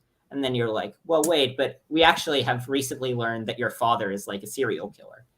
And they're like, well, no, but maybe he had a morally sufficient reason for it. And, on my view, my father's a good person. And so really this is an external critique. Well, no, it's just an argument as to why the two internal elements are inconsistent. And obviously they're not. Well, that's closer critique than you think. You just need to change it for your heavenly father. But it's basically a perfect model for what does happen. Yeah. Yeah, I agree. Christianity entails a whole bunch of suffering. Like Jesus died on the cross for our sins. What kind of sins did he die for? A whole lot of suffering is entailed by that. So there's a whole lot of suffering that is entailed within Christianity. And I think that Christians will agree to that. There is a whole lot of suffering that Christianity entails. Now, where I get off the boat here is that the atheist wants to say that internal to Christianity also is that a loving God wouldn't permit such and such. And what I want to say is that that's not necessarily internal to Christianity, like Christian theology. What you're doing instead is you're engaging in something that philosophers call they call it axiology. Axiology is the study of value. And so the study of value has to do with what's most, well, in terms of when we're thinking about the problem of evil, we ask questions like what type of world is most valuable, right? And a lot of atheists want to say, well, a world that we inhabit is not as valuable as a world with less suffering. One without baby cancer. And so cancer. what they're doing sort of behind the scenes is they're engaging in axiology. They're weighing the different values of these two different worlds. You know, I think that, you know, I just attacked this guy, and then he was like, "Why are you doing this?" And I was like, "Well, that's a question of axiology, right? Not of morality, and that's an external critique. And on the atheist worldview, you're an atheist, right? On the atheist worldview, how can you say that it's bad for me to attack you? And don't forget that it's a question of axiology. Also, Nathan, you got the Jesus song stuck in my head in your video that was like playing the clip of Cameron with like the horrific images of suffering and then the like Jesus music in the background. Yeah, you got it stuck in my head for like several hours. Well, I think one of the things I wanted to draw out with the cognitive dissonance there as well is, I mean, as we said, Christians will always say, you know, that God is loving or God is love or Jesus loves me and things like that. But how informative really are these terms if they're just absolutely consistent with Jesus also like burning, you know, like putting you through awful things in this world? Like what counts in favor of Jesus loving you and what counts against Jesus loving you, right? Well, but it seems that it's anything. But Jesus died on the cross, so that. If you're sad, just remember that Jesus also was sad at one point, and so, and he did it for us. So, yeah. Does anyone know like why do people bring up like Jesus' death on the cross as a response to the problem of suffering? Because I never got. I think it's actually an abusive behavior. So it's sort of like, you know, imagine that you are in a relationship with someone with narcissistic personality disorder, right? And then you sort of call out that they keep doing things that hurt you, and then they go, but all the things I've done for you, I washed the dishes last night, I made his tea, I did, you know, yeah, I died on the cross. I think it's that sort of thing. I don't think it's actually provides reasons. I think it like hijacks some weird like exploit in our psychology that makes you like not realize that there are bad reasons, but feel really guilty and so want to, you know, agree with the person. Yeah, I was watching like I was watching a video of Cameron today, and he was talking. He mentioned a paper by like I think it was Josh Rasmussen. Maybe it was like Plantinga or something. I don't remember. About the mentality grounding physicality thing. Also. No, not that. About how like Jesus dying on the cross was like a good making property of the world, and like the best possible worlds would have that. And then his argument for it was like, well, you know, sacrificing yourself to save loved ones seems obviously good, but sacrificing yourself to save like to save the haters who don't love you, but like sacrificing yourself for them, that seems like even better, right? You're sacrificing yourself for people who don't like you, but it seems better because of what you're doing for them, not because like, you know, if you could save them without sacrificing yourself, without dying on the cross, then why the hell would you die on the cross? That seems unpleasant. I mean, this is like one version of the problem of evil. One like fairly, you know, small version is like, why not make Jesus just without pain receptors? Like, why was the suffering of Jesus good? And if the suffering of Jesus was good, then like let's imagine that you could have made his suffering lessen, that you could have like given him a painkiller or something. Would that have been immoral because his suffering was good? Well, Jesus could give Jesus a painkiller. Yeah, I mean, I think the other day I went. Oh, sorry. Sorry, no, sorry. I was going to say an example of what you were saying, I think, is the other day when I was walking home, there was a bee that had sort of like ran out of energy. So I picked the bee up on my phone, brought him here, and gave him a little spoonful of honey until he was better. But it's like, would the world in which I did that, but then also chop my finger off, right, while I was giving the bee the honey, would that like be better somehow? Yeah, I don't think so. I don't know. I mean, I think that so. I mean, Christians would obviously dispute this, but I think that because Christians have been raised with sort of the theology that they've been raised with, like sort of drilled into them, they sort of try to rationalize it, and they come up with justifications for it. But really, like, if you were just musing a priori about what you would think God would do, like if we were just sort of, the world didn't exist and you were guessing, like, okay, what things would God create? No one would guess that God would like appear to a group of would like create bipedal apes and then sacrifice himself to like forgive the sins of the bipedal apes, but then the ones who don't believe in him based on relatively shoddy evidence that is unable to convince the majority of philosophers or the majority of people on earth, that relies on complex philosophical arguments combined with a historical case that like the historical jury is very much still out about, like burning forever those who like don't believe in him. I mean, that just seems that, and then also like causing diseases which kill thousands of children every day, causing just the world to be sufficiently bad that any ordinary human can just think of like hundreds of ways of very easily improving the world. Like that just seems like that would not be what we predicted if there were a God. Yeah, I agree. Yeah. Hindsight bias is a bitch. Yeah, this whole process of like weighing. I was just gonna say that was a funny image of Cameron, but like he was like looking very soft. But the value of this world or that world, the features of this world versus the features of that world. This is all having to do with axiology, the study of value that philosophers engage in. And that, in my view, is external to Christian theology. Christian theology has its own axiological commitments, but that is not one of them. And so when you engage in a dialogue about which type of world is most valuable, you're doing something other than Christian theology. So you're still engaging in an external critique. This is all you have to ask, Cameron, then. Like, so does Jesus prefer a world that's exactly the same as ours in all respects, but doesn't include baby bone cancer? Or does Jesus prefer a world that's exactly the same as ours in all respects, but does include baby bone cancer? Which is better, right? And I think it's fairly obvious, but Nathan, it's axiology. This is remember, right. This is that's what I'm asking. I'm saying, what is your axiology, Cameron? Is it Jesus prefers a world the same with bone cancer or the same without? Yeah, but that just assumes consequentialism, though, right? Yeah. Of Christianity, and that's sort of the summary of what my view is. So if you want to see the whole thing, then go check out the video. Otherwise, we'd spend another 15-20 minutes on this. So that's what I'll suggest if you still have some questions there. Do you have anything to add before we move on to clip number 2? No, I think what you're saying is really valid in the sense that, you know, it seems that the route of the internal critique. If the premises are true, the conclusion would follow logically and inescapably.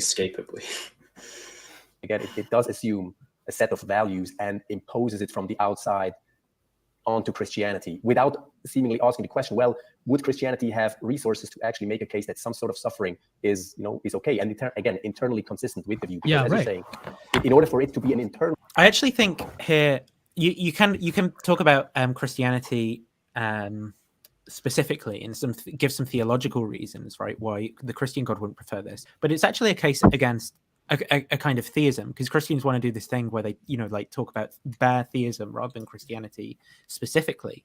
And so, as you were saying before, Matthew, it's about those a priori considerations, right, of what a good being would do. And you've really, and then in doing so, hopefully you strip away all those like biases, which are going to come from all these theodicies that, in the back of your mind, and just try to really honestly speculate on what you think a good being would do. Like what kinds of worlds would they prefer and so forth, a priori, without, already knowing that God exists and created the world like this and this, like. Yeah, but coincidentally, Swinburne in his armchair says that it's very likely that God would become incarnate because of so-and-so reasons. Like, it just happens to line up. Like, right. Shockingly, after seeing God become incarnate, we discover that actually becoming incarnate is a good making feature that would be expected on theism. I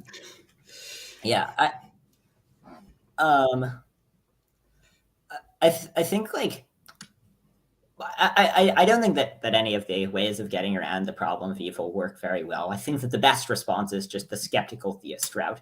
But I think that the skeptical route is just the best way of defending like any ludicrous proposition, right? So if I claim that that snails can fly, and you're like, wait, why do you think that? You know, we've never seen a snail fly. Like, well, but maybe they can fly in some way that we don't know about. And then, I mean, it would obviously be harder to come up with like proactive arguments for snails flying. But like for any proposition that you can just say, well, maybe there's some answer to your argument that we just don't know about. But I mean, I think that like how confident I am that this is not the best of all possible worlds, that God could have done better if he existed, at least by not making malaria, not making flesh-eating parasites, not giving babies brain cancer, etc. I'm more confident in that claim than like nearly any other claim. And there are so many similar claims that one would have to deny in order to sort of to hold the view that God is a morally sufficient reason for it. So yeah. I think as well that the sort of for all we know God has morally sufficient reasons responses are also going to fall foul of like, well, for all we know God has morally insufficient reasons, and it's even worse than we suspected. Like right. I think that I think so like one analogy I think is like imagine a chess player, but imagine like a much more complicated version of chess with like 20 times as many pieces, let's say. And so like we're like at the mid game and it's like tied in terms of pieces, or no, like the person's like down like a rook in terms of pieces, and sorry, not the mid game. Let's say the end game, and there's like they have like a knight and a rook left, and the other person has like 2 rooks left, and so like sure, I guess it's possible that they're the best of all possible chess players. And really, this was part of some secret plan that they led us to, where now they're gonna like fork the rooks and then win with the for rook all left. we know. Right, but it just seems like just so implausible, especially if we just see them making moves that just seem obviously to be terrible. So like they just hang their like rook just at like move 30. For like no good reason. When we consult the world's leading chess players, they all agree that it's a stupid move. When we consult chess computers, they all agree that it's a stupid move. But the theist has to hold that, like, well, we do this for whether or not God has a good reason for anything. You know, we can't think of a good reason for malaria. You know, we sort of think really hard about it. The theodicies don't seem to work. I mean, they think they do, but I think they obviously don't. Yeah, but just because you can't think of a reason doesn't mean there isn't a reason back there that, you know, just beyond your ken. So, right, that's possible, but just the sheer number of reasons that God would have to have that are just fully outside of our grasp would just have to be so immense. And it like, you know, if you're gonna use so many of the things that are used as evidence for God are things that, if we're going to count them as evidence, then we would have to count just like so much of the evil as evidence against God. So like, you know, Craig brings up the argument from mathematics, but so from like the applicability of mathematics to the real world. But well, it's like if you were asking like, okay, which is more expected? Either A, that math would apply to the real world on God, or B, that babies would not get brain cancer if there were a God. The second one would just be way more expected on God. And like it feels like the sheer totality of imperfections are so immense that nearly any of the things that are brought up as evidence for God, or at least many of them, there's just sort of a parity thing that can be brought up as evidence against God. So like in terms of the argument from the unreasonable applicability of mathematics, well, there's also lots of mathematics that's unreasonably inapplicable. It's just like pure math that doesn't apply. And so if God were making the world so that math applied and was super useful, well, then you would expect it all to be useful. But so if they're not going to count that as evidence, then it's not like, it feels like things that they count as good evidence are just things that we would like very weakly predict based on sort of, or just like things that are hard to explain on atheism that we don't have a great reason to think that they exist on theism. But then just the sheer totality of bad things in the world give us, like, seem to just be way stronger evidence than any of the like mathematics or even like fine tuning.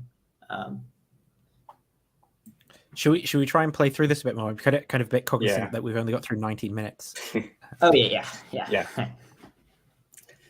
Internal problem, you can only draw on resources that are internal to the view itself. You're not allowed to smuggle something in from the outside, and I think your critique does that really well, kind of to expose that flaw with the internal critique kind of route. Yeah, God just prefers So a world before we move with on to clip number 2, I want to baby let you know, if you're just getting into apologetics, there's a free resource or 2 free resources I want to give you. The first is the rationality of Christian theism on the left there. All right, with that, let's go ahead and get into clip number 2. You And weren't just getting into apologetics. You didn't want to get those free resources. You know, it's if you use the code, by the way, Jesus rocks, you get 20% off now as well. That's true if you watch one. Yeah. True. That's funny. Pull it up on my screen here, and we'll get rolling. Here we go. Because in order for there to be laws that are broken, there has to be laws. And in order for there to be laws, there have to be lawmakers. And in the case of evil out, In order for there to be bounce in the universe, there has to be a bounce maker. Yeah, and I mean, what about laws of logic? Does Kokel think that there's a maker of the laws of logic? Does he think that there's a maker of like? Yeah, God. Well, sure, but so okay, I know what you're saying. yeah, I'm being obtuse. I mean, it just seems like things like morality and logic can't be contingent on the whims of God, can't be contingent on facts about God. It seems like if we know anything about them, one of the things that we know is that they're true in all possible worlds and are not held captive to like quirks of God's character. All right, we can continue. out there in the world, transcendent evil, if you will, there have to be transcendent laws that are broken to create a real problem of evil. And if there are There have transcendent to be laws, transcendent bounces. Exactly. Yeah. I mean, this is so silly. I don't know really even what to say in response. a transcendent what?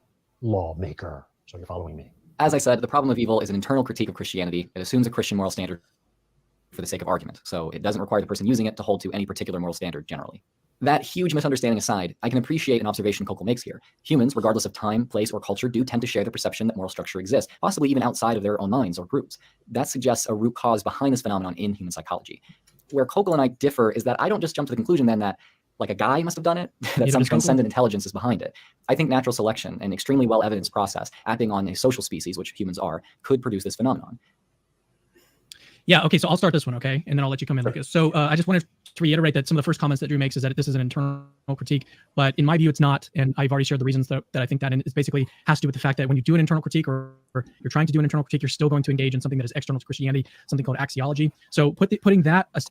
All right, drink again, like... Side.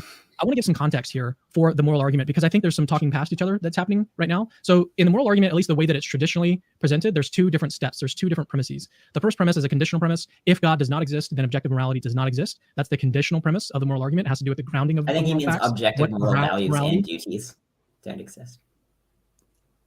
And the theists are going to say that it's God, because if God does not exist, then these facts wouldn't exist, right? Remember, that's called a conditional, because a conditional is when we have if, then. It's funny how I always thought, for some reason, because it's framed as like a double negative in the first premise, it sounds more convincing than it actually is. Like if you rephrase yeah, that, I think that's right. If objective morality exists, therefore God exists. Yeah, God exists. Objective morality exists, therefore God exists. It just seems, I agree. It seems much less convincing for some reason. I don't know why, because it shouldn't really. Yeah, no, I agree. I think that there's a lot of that sort of thing that goes on because it's like that is literally just the form of the argument, right? It's like if this phenomena, then God, right? But it's kind of like it becomes transparent when someone does that. That you know they're just kind of like selling you these kind of like arguments, and that, or maybe it's just that it becomes more apparent to our cognitive faculties, whatever. that there's just tons more ways of grounding that, like that the conditional just isn't true. Yeah. So it's God that grounds these moral facts. Then the second premise of the moral argument, the traditional view, is that objective morality does exist. And so you can run this modus tollens argument that a conclusion follows that God exists from these two premises. Okay, so what's happening is that Kokel has just defended both premises. Okay, so he's defended the conditional premise that if God does not exist, then objective morality does not exist. That's the first premise. He defended that. And then he also... Let me guess. Does he defend the second premise as well, Cameron? Is that what you're going to say? He did it kind of backwards. So he defended that premise second. And then the first premise, or the second premise that he defended first, is that objective morality is real, that it exists. And so what Drew's going to do is he's only going to respond to the second premise. He's only going to say that objective morality, or that he rejects the idea of objective morality. And so when Kokel, he's going to give an argument for the truth of the first premise that Drew just isn't going to interact with. And we'll see that not just this time, but in the next clip as well. And I'm not saying that that's necessarily a bad thing. I just want to give you guys some context of what you're watching. Okay, so you're watching Kokel give a defense. I don't think that was the argument that Kokel made at all. Because he didn't bring out a conditional that he didn't make like Craig's case. It seemed like he was saying that if there are moral laws, then there's a lawgiver maybe. But I'm not even sure that he was making it in this kind of like maybe modus ponens form of like if moral laws, then God. Moral laws, therefore God. It seemed like maybe he could have been saying something else plausibly as well. Like I'd have to listen more carefully and to precisely what he said. Yeah, I didn't like get a defense of the premise that if God does not exist, then objective moral values don't, or like, well, no, I mean, I guess there was, because he was like, well, if it's a law, it has to have a lawgiver, but that was a pretty weak defense of the premise. But yeah, I guess. So that first premise and the second premise, and then Drew is really only interacting with the second premise. Okay, so that's kind of what's happening here. Lucas, do you have anything to add before? I mean, I've got other things to say, but I'll let you come back. No, I think that's good. I mean, as a kind of summary of what's been going on so far, that's good. Okay. Move on. Yeah. So I think though that here Drew seems to be assuming that our shared moral perceptions, or is like maybe this is the only data that we can draw on to make a case, a positive case for the truth of objective morality. That seems to kind of be what he's going off of here. And I want to point out that that's not the entire case for objective morality. There are other data. I mean, I was also going to make this point that there's a lot of secularists and skeptics and atheists that are ethicists who believe that objective morality is real. So it's not the case that just because you're an atheist, you've got to... You can't, but that is he Cameron saying that this is evidence then that objective morality is real? Because that just becomes this like infinite feedback loop for whichever theory, right? That people believe in the majority. So it's like, okay, I mean, yeah. more people are moral realists. That's evidence in favor of moral realism. So more people should become moral realists, and then now even more people are moral realists.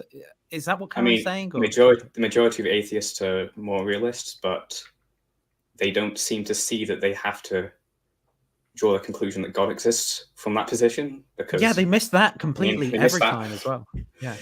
Yeah, and there are more moral anti-realists. Like a larger percentage of philosophers are anti-realists than are theists in the Phil Papers survey. Right. So this would seem like better evidence against theism. And also, I mean, Drew was responding to the video by Kokel. He was not responding to every argument for moral realism that's ever existed. And so pointing out that there are other arguments that he did not respond to. I mean, like, what is he like? There have been like hundreds or thousands of books written on the subject. Is he supposed to like respond to like Kant and Sidgwick and like Cunio's I mean, it's just absurd. Like, address all of metaethics when responding to a dumb argument made by Greg Kokel. Wait, his name is Greg Kokel, right? I'm not getting it wrong. Okay. But I accept this view, that doesn't follow at all. But what I want to point out is that there's a case that can be made for the truth of, I'll call it moral realism, that there are moral facts out there. Some of these facts are true, and we can know that they're true. That's moral realism. Yeah, but I think Cameron's wrong in terms of what he said. So the reason I said the thing that I said about you can't take that as data is because I think that is the data to be explained. It's just that there's kind of like moral talk or appearances or something. You can't like appeal to the fact. You can't say, well, moral facts do exist and that's the data to be explained, because the data to be explained is like, well, why are we talking about morality, and why do we have these kind of like appearances that things might seem wrong or whatever, and then we theorize about it to try and come up with the best explanation. And I think that's what's going on across the board. Like, for moral realists, and for anti-realists, and then they just have different theories that account for the data in different ways. Yeah, I mean, there are some other arguments that can be made for moral realism other than just on the basis of seeming. So, like, David Enoch has made some arguments about, like, it would take a while to explain exactly what the arguments are, but the, like, seemings-based intuitionist case is by far the most common argument. Well, what I mean to say is, like, in terms of at least good arguments, right? The premises are not going to contain good arguments that should be persuasive to someone who isn't already convinced. Those premises are just not going to, like, contain something like, well, there are moral facts, right? So therefore, moral realism entails moral facts. So like, you can't argue on that basis. They're going to have to be neutral premises. The data to be explained, it doesn't, like, contain a theory about moral realism. I was a moral anti-realist, but then I realized that I already believed that there were moral facts, and so that from that it followed logically and inescapably that moral realism is true. And what I want to say is that there's actually a robust case that can be made. It's not just the fact, like, it's not just looking around and saying, okay, look, that group of people agrees on this one moral principle. I agree on this one moral principle. And then we take that data and then we make a case from that data alone that objective morality is real. But that's not the whole case. There's other data progress. One argument that I'm really persuaded by is something called epistemic realism. And so what that is that it's basically that we do have these obligations to think rationally, to avoid cognitive biases. And this is something that a lot of atheists online, a lot of skeptics, they assent to these propositions. What I mean is that data can't contain, like, the theory of moral realism, right? You can't just be like, you also agree that people try and be rational, and that means moral realism. Like, the theory has to be something different, and it is accounted for by other things. I do think it is pretty convincing that, okay, if you're going to be anti-realist about morality, then for similar reasons, you might just have to be an anti-realist about any normative concept whatsoever. And most people, it does seem to be the case that people use epistemic concepts in, like, a normative way. So if you say to someone, I have a sound argument here, but I don't believe the conclusion, it just seems like you're being irrational, regardless of your, like, desires or, like, contingent commitments. Like, you just said to me, I believe the premises of valid argument, but I'm just not going to accept the conclusion.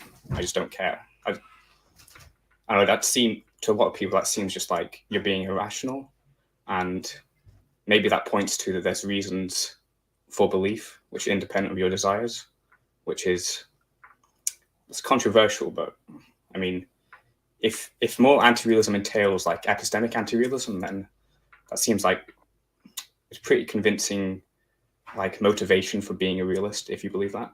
But yeah, but also, I mean, so there are a couple of ways of running this, but by far the most common, and the one provided by Terence Cuneo, is just a defeater. So it's like, anti-realists will say that morality is too weird, but that would also apply to epistemic normativity, and there's disagreement, but that also applies to epistemic beliefs. Evolutionary debunking also applies epistemically, blah, blah, blah. And so, but the point is just that the arguments against moral realism also apply to epistemic realism, but it's not really Spencer Case has a paper arguing that epistemic realism just follows from moral realism, with, like, that's more offensive, while Cuneo's is just defensive.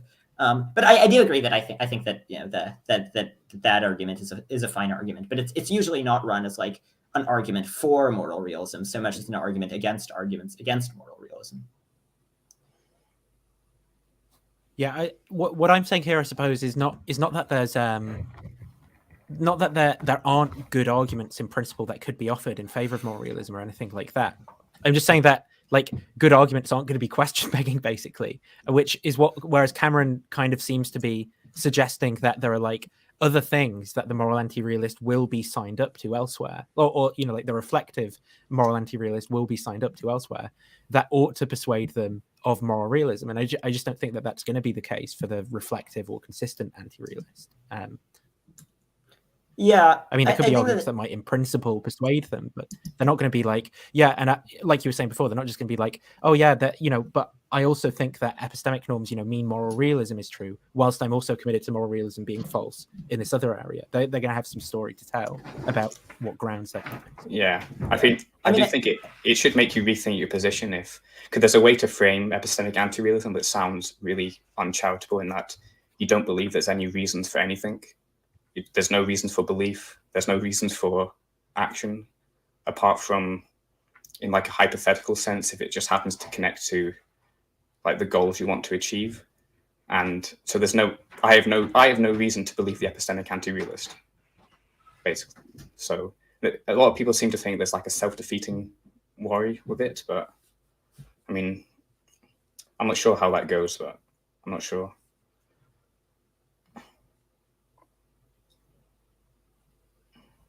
To the fact that we've got to avoid cognitive bias. We've got to do all of these things in order to be rational. And that assumes a kind of epistemic realism. But if you're going to accept epistemic realism, there's no more reason to accept epistemic realism than there is to accept moral realism. So you can actually make a bridge from epistemic realism to moral realism. And again, I'm just kind of laying out the case here. There's other data we can draw on, but the point that I want to make is that it's not just that we find these different cultures agreeing on moral principles, and that's the only data that we're looking at. Other arguments for moral realism.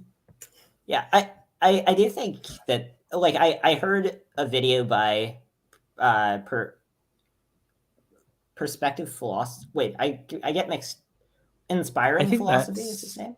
Inspiring Philosophy is the apologist. Perspective Philosophy is like the Hegelian vegan guy. Yeah. Where he was talking about arguments for moral realism, and one of them was the partners in crime argument of, like, if you reject moral realism, you also have to reject epistemic realism. But it was just very clear that he had not read Cuneo, because, like, he was just completely misconstruing the argument as, like, is Michael Jones, right? Yeah. As moral, like, epistemic norms are like a type of moral norm, because, like, generally if a person's like being irrational, we would be like, don't do that. But the moral anti-realist can't say don't do that because they don't believe in moral norms. And it was, so I do think that Cameron is representing the argument more faithfully than I've seen at other times by apologists. But because what Drew's point is that, no, look, we can explain shared moral experience through natural selection. Okay, so he's only explaining one piece of data, and then he wants to make a conclusion from that. At least it appears he's making a conclusion from that step. So this is my point. To be fair to Drew, right, is that this other thing that Cameron's pointing at, like epistemic norms, for example, right? You'd have to say, well, there's no way Drew can explain this in virtue of like these other background commitments that aren't moral realism that he already has. And I think he plausibly could. Now, you can make the case that that's just like, undermotivated. It's a worse model or whatever. But it's not like there's no way of him doing it, which is sort of the sort of thing that Cameron's making out. And so it doesn't seem fruitful or profitable to object to Drew in this sort of way. I think that's what I'm getting at.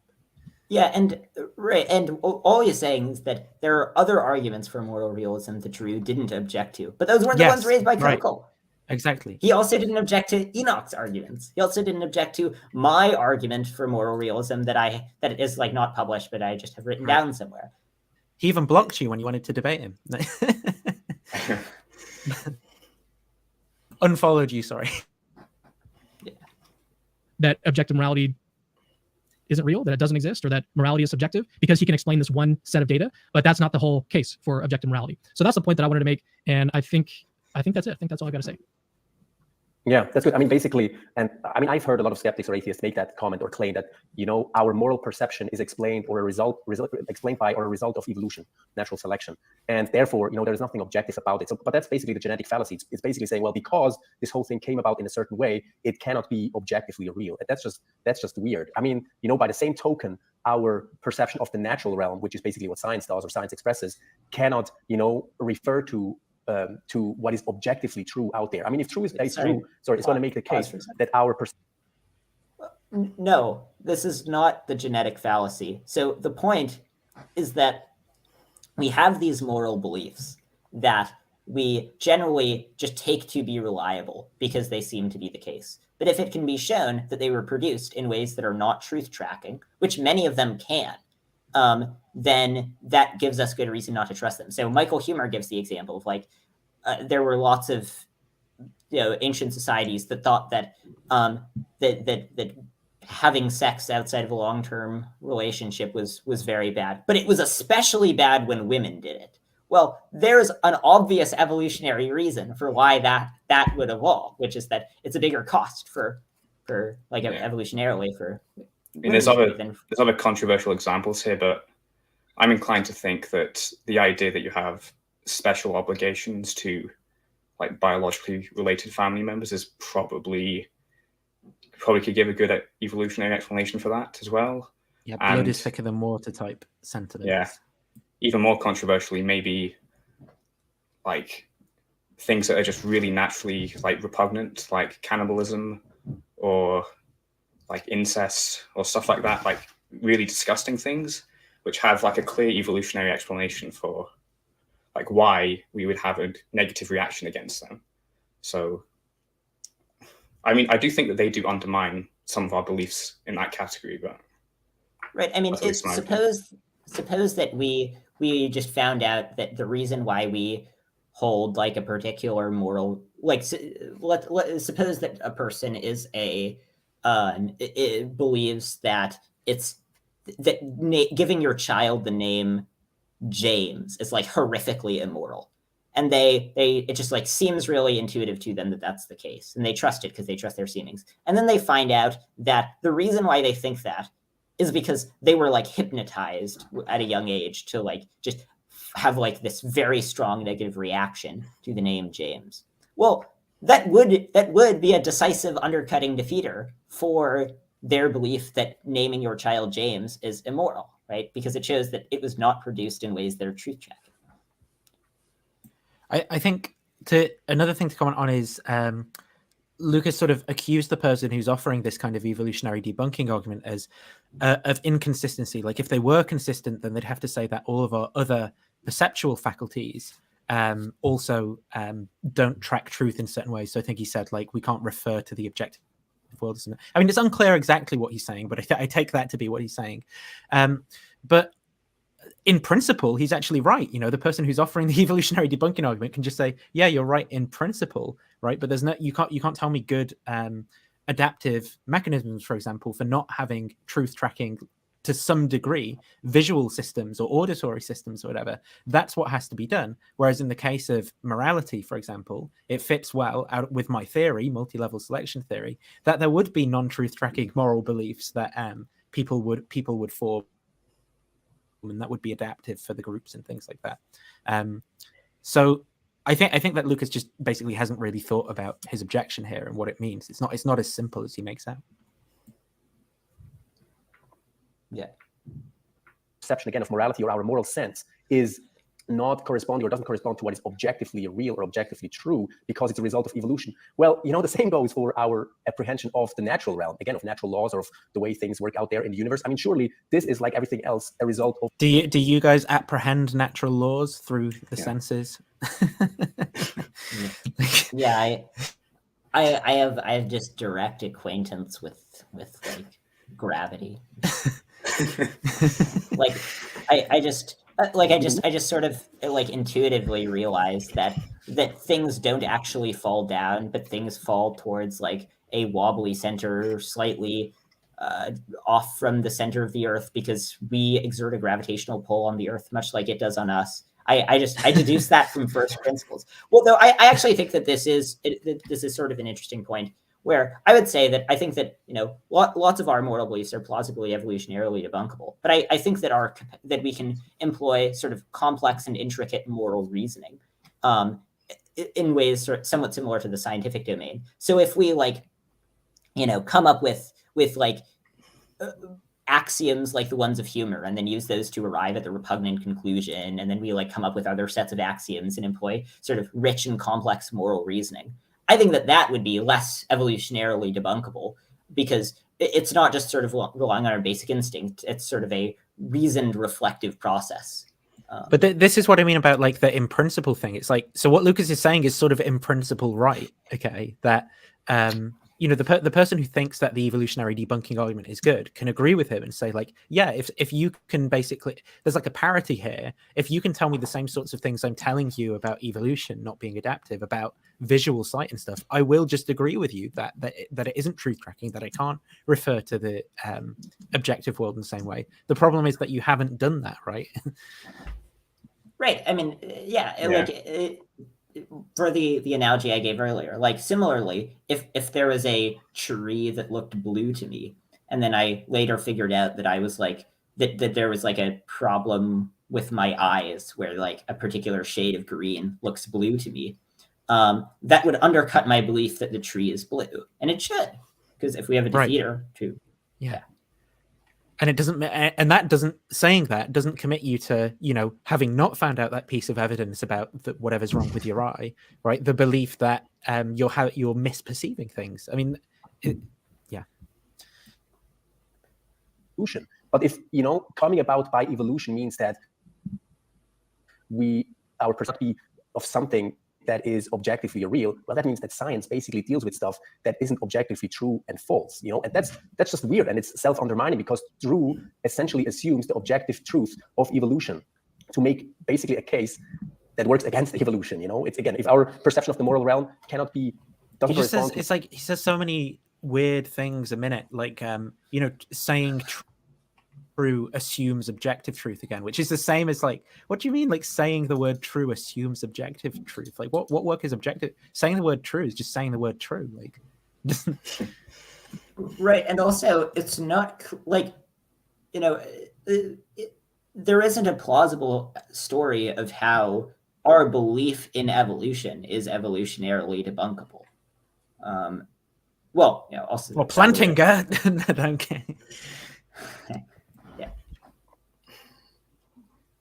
What is objectively true, well, then again, the same goes for our scientific perception of the universe. And it would mean that, again, the universe isn't ultimately governed by objectively true or objectively real laws, since we apprehend those laws as a result of evolution. And surely that's just... What's the difference between my thinking something is true and my thinking something is objectively true?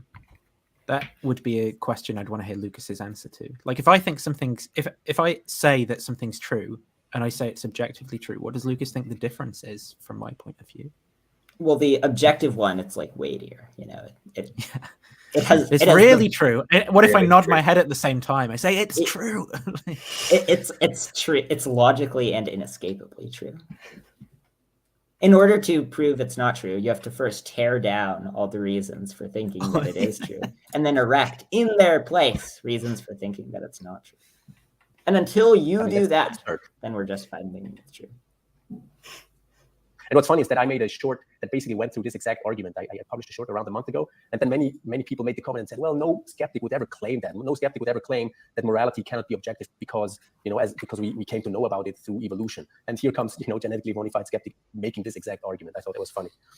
In the comments, I'm noticing that someone, Tommy, says that this is not what Drew was arguing. And what I want to point out is that there was a comment that Drew made. He said, I don't just believe that a guy did it. He said something like that. And that gives away the kind of argument that he is trying to make here, maybe. And so he's saying, we've got this data of shared moral experience. What I'm not saying that just a guy did it. I'm saying that natural selection explains our shared moral experience. And so that to me tells me that he's trying to rebut the argument for objective morality based on, this idea that you can explain our shared moral experience through natural selection. But so let's just contextualize, what's happened here is that Greg Koukl has said basically that these shared, the appearance of morality to people across the world is evidence that's better at stick hypothesis than it is by any other hypothesis. And Drew has responded by saying, well, I think that natural selection is actually a better explanation than that a guy did it. And now Cameron's objection to that is, what have you got to say about epistemic norms, right? It's just got nothing to do with the dialogue between, or I say dialogue, but with Drew's response to Greg. Again, it's just complete, like, yeah. And also, what's his favorite food and what's his favorite brand of shoe? Like, he's not told us that. Again, the whole case for objective morality doesn't rest on this one set of data about our shared moral experience. There's a whole other set of data that we've got to look at. And so that's I just wanted to reiterate that really quickly. Okay. Is there anything else you'd like to say? Yeah, go ahead. Yeah, I mean, just one more thing. I mean, I'm happy, I mean, for the sake of argument, to agree that our perception of morality came about through evolution. Again, for the sake of argument, I'm happy to take that route. But that says nothing about the question of whether morality is objective, whether the realm of morality is an issue of objectivity or not. It just says something about how we came to know about morality. I mean, essentially, the way to put it is that epistemology doesn't, affect ontology, in a sense that, again, the way we come to know about something, in this case, morality, has nothing to say. I think it's really ironic that that's what Lucas just said is basically William Lane Craig's entire justification of like his first premise in the moral argument, because all that Craig does is say, oh, evolution means we're just animals. And like, because we're just like socio-biological spin-offs of evolution, therefore on atheism, there's no objective morality. Right. That's like the only thing I can find. I'm just agreeing with William Lane Craig. Yeah, I'm just agreeing with him.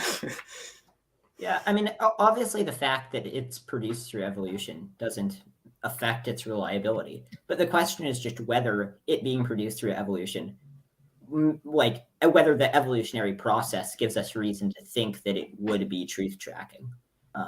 And so, like our beliefs about mathematics, well, those seem like they're probably truth tracking. Evolution would make us able to do reasoning, to reason about things, and one of those things would be to figure out mathematics. But like our reaction towards certain illusions, evolution would make us likely to not be correct about them.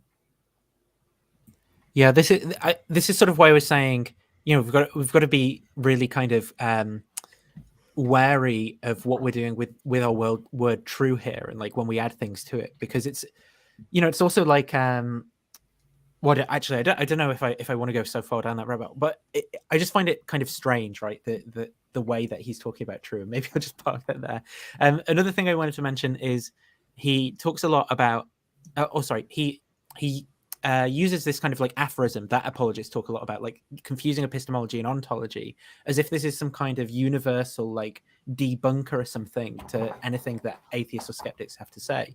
But it is actually important. I mean, if I in principle can't know about something, some kind of thing's existence, and I'm telling you that I believe that kind of thing exists because of I've come to know it through the senses or something, like there's a problem there.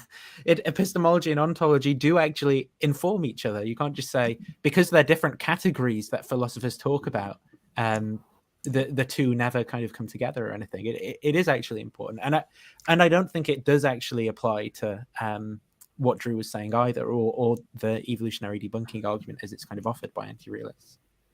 Right, and also like he was making an epistemological claim. Like the claim that Kokel was making was that we have good reason to think that God exists, or sorry, that objective morality exists. And Drew was saying no, we don't. And so, if you're making a claim that we're justified in believing, which is required for the moral argument to work, that we're justified in believing that objective morality exists, then it isn't like epistemology is relevant. Whether you're justified in the belief that objective morality, that morality is objective, is relevant to figuring out whether or not the premise that morality is objective is true. Yeah, because if you can't possibly know that thing, you not going to say you're justified in believing it. Like you can't possibly have this reason or something. Yeah. About the question of whether morality is a matter of objectivity or subjectivity.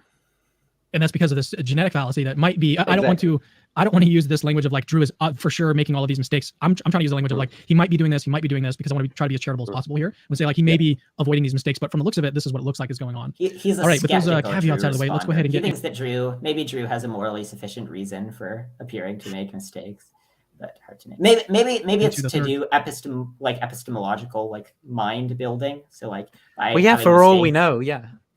Yeah. For all we know, Drew has reasons. Yeah. Also, it's his free will to do it.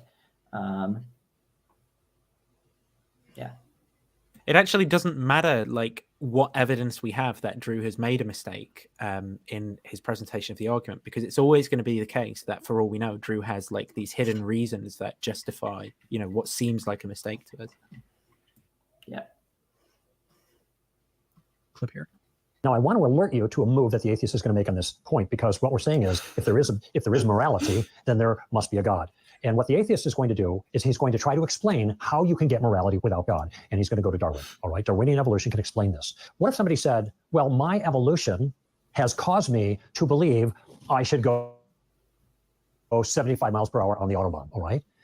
Would you actually be breaking any law if you went 100? Now, I understand it wouldn't be what your evolution compels you to want to do, but would, in fact, you be breaking a law if you went over 75? Of course not. That is, your belief on the inside cannot create a law on the outside.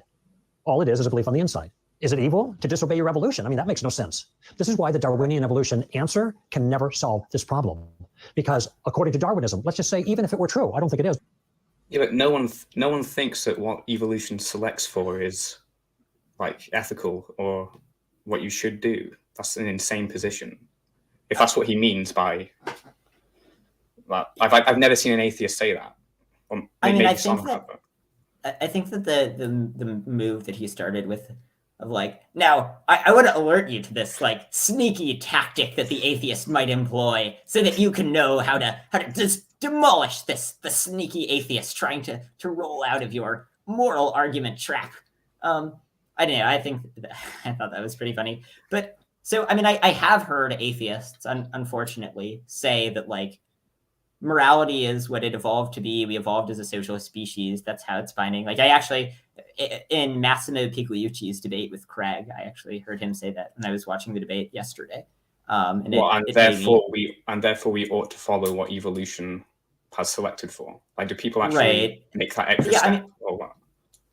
Yeah, I mean, I've heard them make it, and maybe like some will, but I mean, the argument that just we evolved to think X is good, therefore X has to be good, is obviously weak. But I mean, the better atheist route, which I think is more common, is to say that, well, so either to be an anti-realist or to say that, well, things are not good in virtue of having evolved.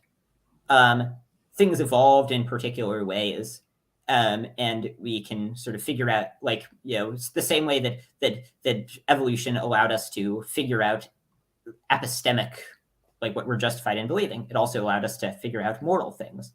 I don't know. I mean, it just seems like this is attacking like really low hanging fruit, like fruit that is like sitting like underground with like the plant, the leaf like submerged. It'd also be I'd be very surprised if there's even such a thing as like a moral faculty which was selected, like as in there is one faculty that evolution selected for, and its only purpose is to like track moral truth. I think the best account is just going to say it's like a byproduct of just like general reasoning capacities, similar to mathematics. So I think Peter Singer says something similar about how if like a plausible account of moral realism is going to appeal to like moral truths about reason, or they follow from just reason in general.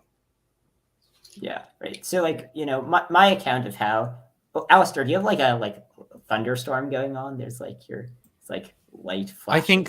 I think that the alternating current could be like the same refresh rate as his webcam or something, which is making it look like it flashes, maybe. Yeah, I think so. But so like, you know, I mean, I won't get into too much detail, especially because we've already been going for like 2 hours. We're only halfway done with the video, but so like I think that so my account of how evolution would produce within us moral faculty would be something along the lines of like, you know, pain is obviously motivating, and there might be some difficulty with getting beings, like, you know, experiences that provide us with reasons to avoid them that we're sort of directly aware of. They provide some evolutionary use in that, like, experiencing them causes organisms to avoid them.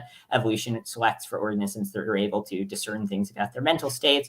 Evolution also selects us for being able to reason about things, and so that explains like our moral beliefs, etc. But the account would not just be like, we evolved to think this, therefore it's objectively good. I mean, that just seems like an insane account. But...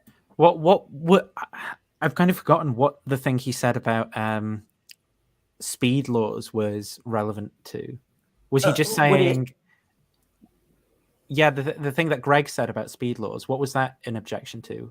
Well, so his point was that it can't be grounded just in how we feel about it based on evolution. So like if evolution programmed us to think that the speed limit was 60 miles per hour, that wouldn't make the speed limit 60 miles per hour. It requires an external law to make the speed limit 60 miles per hour. But if evolution had programmed us to, like in this example, I'm not like saying I think that this is like how any of this works, but say evolution had programmed us to think that the speed limit was 60 miles per hour, wouldn't we all just say, yeah, the speed limit's 60 miles per hour? And 60, like I don't really understand what he's saying. Yeah, I think that this was a bad analogy, but I think that to sort of to steel man his point slightly, I think a better analogy would have been like if evolution programmed us to think that the speed of light was infinite, which I think what I'm saying is he's confusing like the context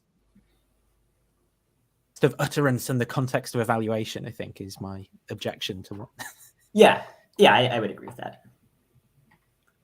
All right, we can continue.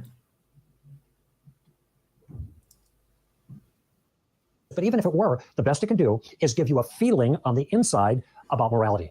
But the problem of evil isn't about our feelings on the inside. It's an obligation on the outside. If somebody's really breaking the real speed limit. So I want to pause the video really quickly and just explain that what Kokol just did is he's defending that first premise. He's defending the conditional premise that if God does not exist, then objective morality does not exist. And the way that he's doing that is through this Autobahn example. Evolution might give you a feeling or like a sense of what's true, but it doesn't necessarily equate to like something that is objective out in the real world. And so this is the type of argument that he's giving, but it's for that first premise. He's saying that evolutionary accounts of morality fall short. Okay, so that's the premise that he's defending here. Evolution can't get you to objective morality, in short. And then Drew is going to fall back and start discuss the premise 2 of the argument that I laid out earlier, that objective morality exists. Okay, so Kokol is discussing the conditional premise, and then Drew right now, he's going to start and go back to the second premise, that objective morality exists. He's going to deny that again. So this is where the two are going to be talking past each other one more time. I think anyone is defending the problem of evil by explaining how morality could arise through evolution. They're just explaining how a naturalistic process which we know occurs could account for the existence of the moral nature of humans. We are social species, and those within a social species who are more willing to cooperate with other members of a group are selected for, as cooperation provides a survival advantage over members of the species who act independently out of self-interest. This is an evidentially well-supported hypothesis for how morality arose. It is not a defense of the problem of evil because, again, the problem of evil is an internal critique of Christianity, assuming its moral paradigm in order to reveal its inconsistency with the Christian definition of God. All I've done by discussing evolution here is provide a naturalistic hypothesis for morality's origins, which proposes a specific observable mechanism, operates on falsifiable premises, and enjoys the support of empirical evidence. It's not a definitively established fact, in my opinion, but it's better supported than the God hypothesis, which it renders completely superfluous. Yeah, so I would just reiterate that Kokol was talking about that first conditional premise, and then Drew went back and started discussing the second premise. And so that's why I think the two are kind of talking past each other. Even if everything that Drew just said right now is correct, it doesn't refute what Kokol just said. He's talking about that first premise. He's saying through evolution, that evolution can't get you to objective morality. And so Drew might agree with that, but his problem is that, through shared moral experience, you can't thereby conclude that morality is objective. That's kind of his point here. So I just think that the two are talking past each other. And really, it's not that the two are talking past each other, because this isn't a response video from Kokol. They're not having a conversation. Drew is making a response to Kokol. So I think Drew is essentially missing Kokol's point here. I think that's what's going on. It's not to say that his point isn't invalid. I've already, in the previous section, the previous part, I argued that his two, or I forget the order of the premises, but like I think Drew. I mean, Kokol didn't even give the argument, right? Yeah. It feels like no offense to Kokol, but he does not seem like he's very sophisticated theologically, and it sort of feels like it feels like it would be like if Kokol was like, look at the trees, don't they prove God in their glory? And then Drew was like, we don't need the trees to prove God. We can say that the trees evolved through natural selection. And Cameron's like, well, but I feel like which premise do you object to, Drew? Right. He's not really addressing the real argument from the trees, which is the trees are contingent. And really, he's really not grappling with that trees are contingent and that trees plausibly began to exist. It feels like it's sort of Cameron is like confusing his own version of the problem of evil with Kokol's like unsophisticated mass of like sentiments relating to morality and atheism's inability to provide for it.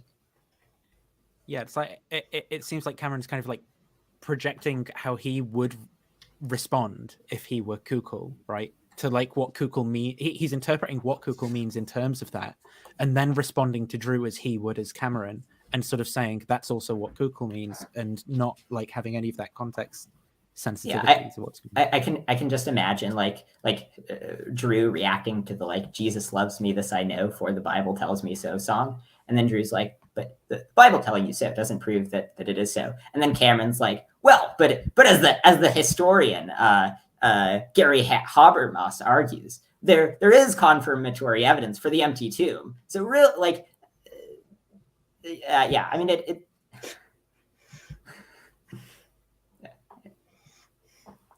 point was invalid. But anyways, yeah, I think that's pretty much all that I've got to say in response to this clip.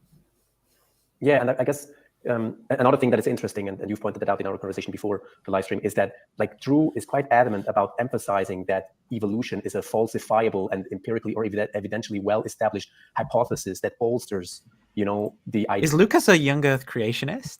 He's a ID proponent, I think. Oh, right. No! Okay. Well, then he shouldn't be against. He still shouldn't be against evolution, right? It meant in terms of like natural selection and stuff, which is different. Yeah.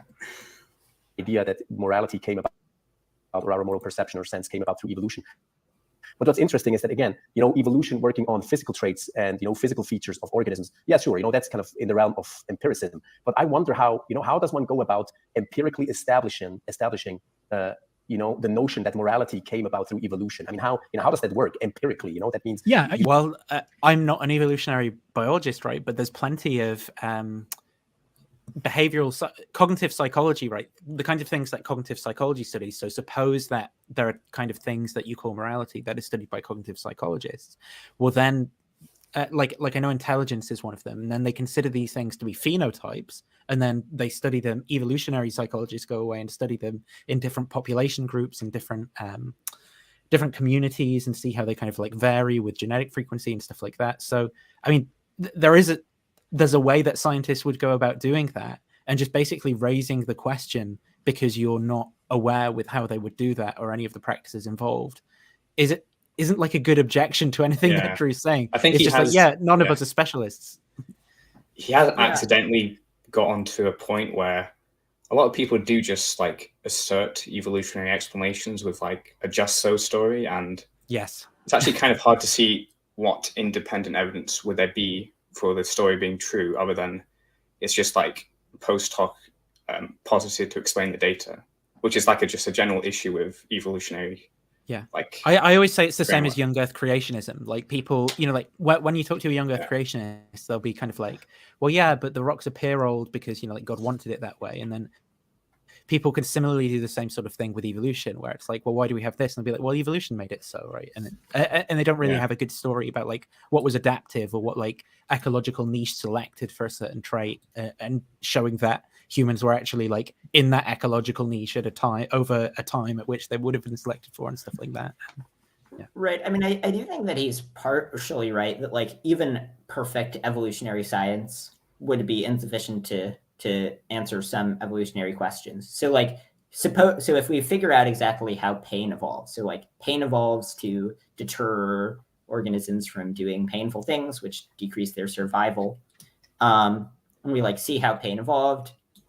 None of that allows us to figure out if our like belief that pain is bad is truth tracking or not. But I think that evolution does allow us to debunk some of our beliefs, I think. Yeah, so I think there's something good in what he's saying in terms of like, people shouldn't just offer evolutionary just so stories, but there's something bad in what he's saying in that like probably evolutionary biologists, cognitive psychologists and so forth have something to say that like in principle they could methodologically like answer some of the questions that he's raising. You can make an inference.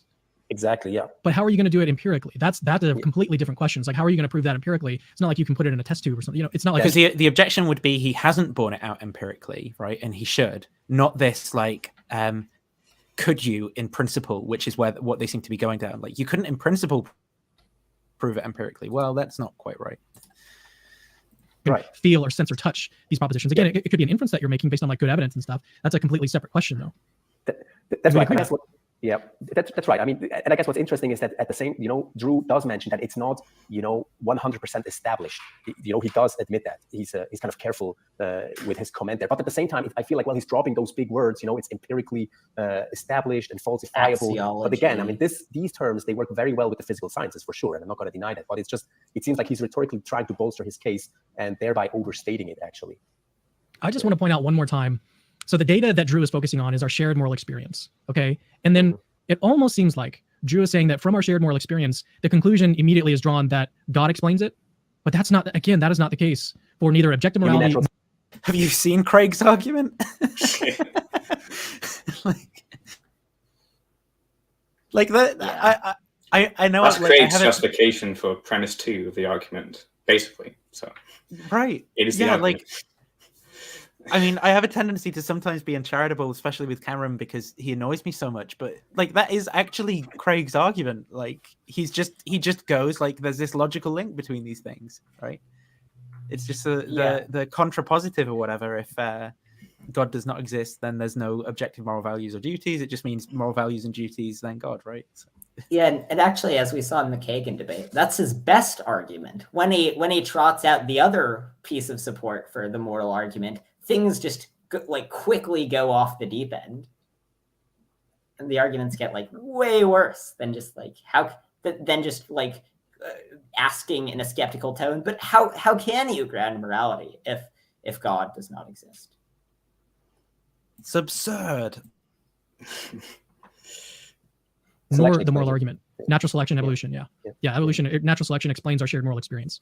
And then somehow that God is supposed to, but so the way that the argument is set up though is that you've got this conditional premise you've got to defend, and then you've also got to defend the existence of objective morality. And there's different arguments that are used to support these two. Because if you defend that conditional premise, you are literally just saying objective moral values and duties, then God, right? Well, I guess it's maybe objective is doing a bit of work there, right? In terms of not objective moral value and duty appearances, then God, but still, it's close. Premises. And I'm not even a proponent of the traditional moral argument. I'm not really convinced that this conditional premise is true.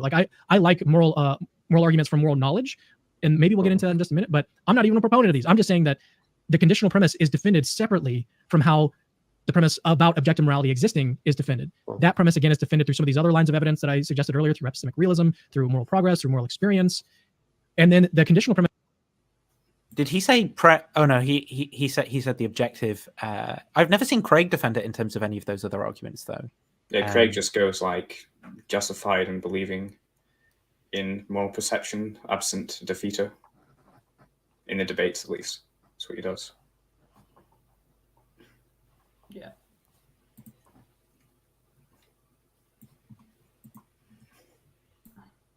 Premise is supported through other lines of reasoning, and it always seems the conditional premises is supported through other lines of reasoning. No reasoning. Crickets. Yeah. Well, no. So there. Well, how else do you explain it? Right. So one, how else do you explain it? Two, as the atheist Michael Roos remarks, he doesn't think he's not a moral realist. Three. If there is no objective morality, then doing good things will sometimes be bad for us in the long run. And because we don't get infinite heavenly afterlife reward. And so sometimes our lives will be worse if we sacrifice ourselves to help others. And so the egoist, so if you only act in your own self-interest on atheism, sometimes you won't act perfectly morally. Fourth, the lion doesn't rape the gazelle when it eats it. If we're just animals, then there can't be duties, because while the shark may forcefully copulate with the other shark, he does not rape the female shark.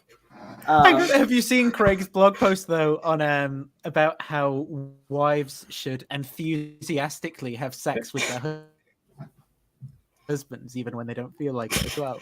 That's what you've got to take into account. Not alongside his comments about sharks is what he has to say about humans. Not just enthusiastically copulate with. Frequently and enthusiastically, he says. Yeah. And then he says if you withhold your sex, then that is like a violent act of aggression or something. Yeah. Anyway, sorry, I'm derailing. Sorry. And then the last argument is that if the universe will end at some point, then you can't have morality because Then who cares what you do now? right, because at some point in the future things will be dark and cold, and it'll burn out. And so if you act well now, then if the universe ends, then a million years from now, or like trillions of years from now, there won't be any life around. And so if we don't extend, like I've never understood that argument. Yeah. You know, a friend of If mine it's has dark and cold in the future, then how can it be good now? Yeah. I mean, even if, you know, how Craig says, oh, with atheism, there's this tension between like self-interest and morality.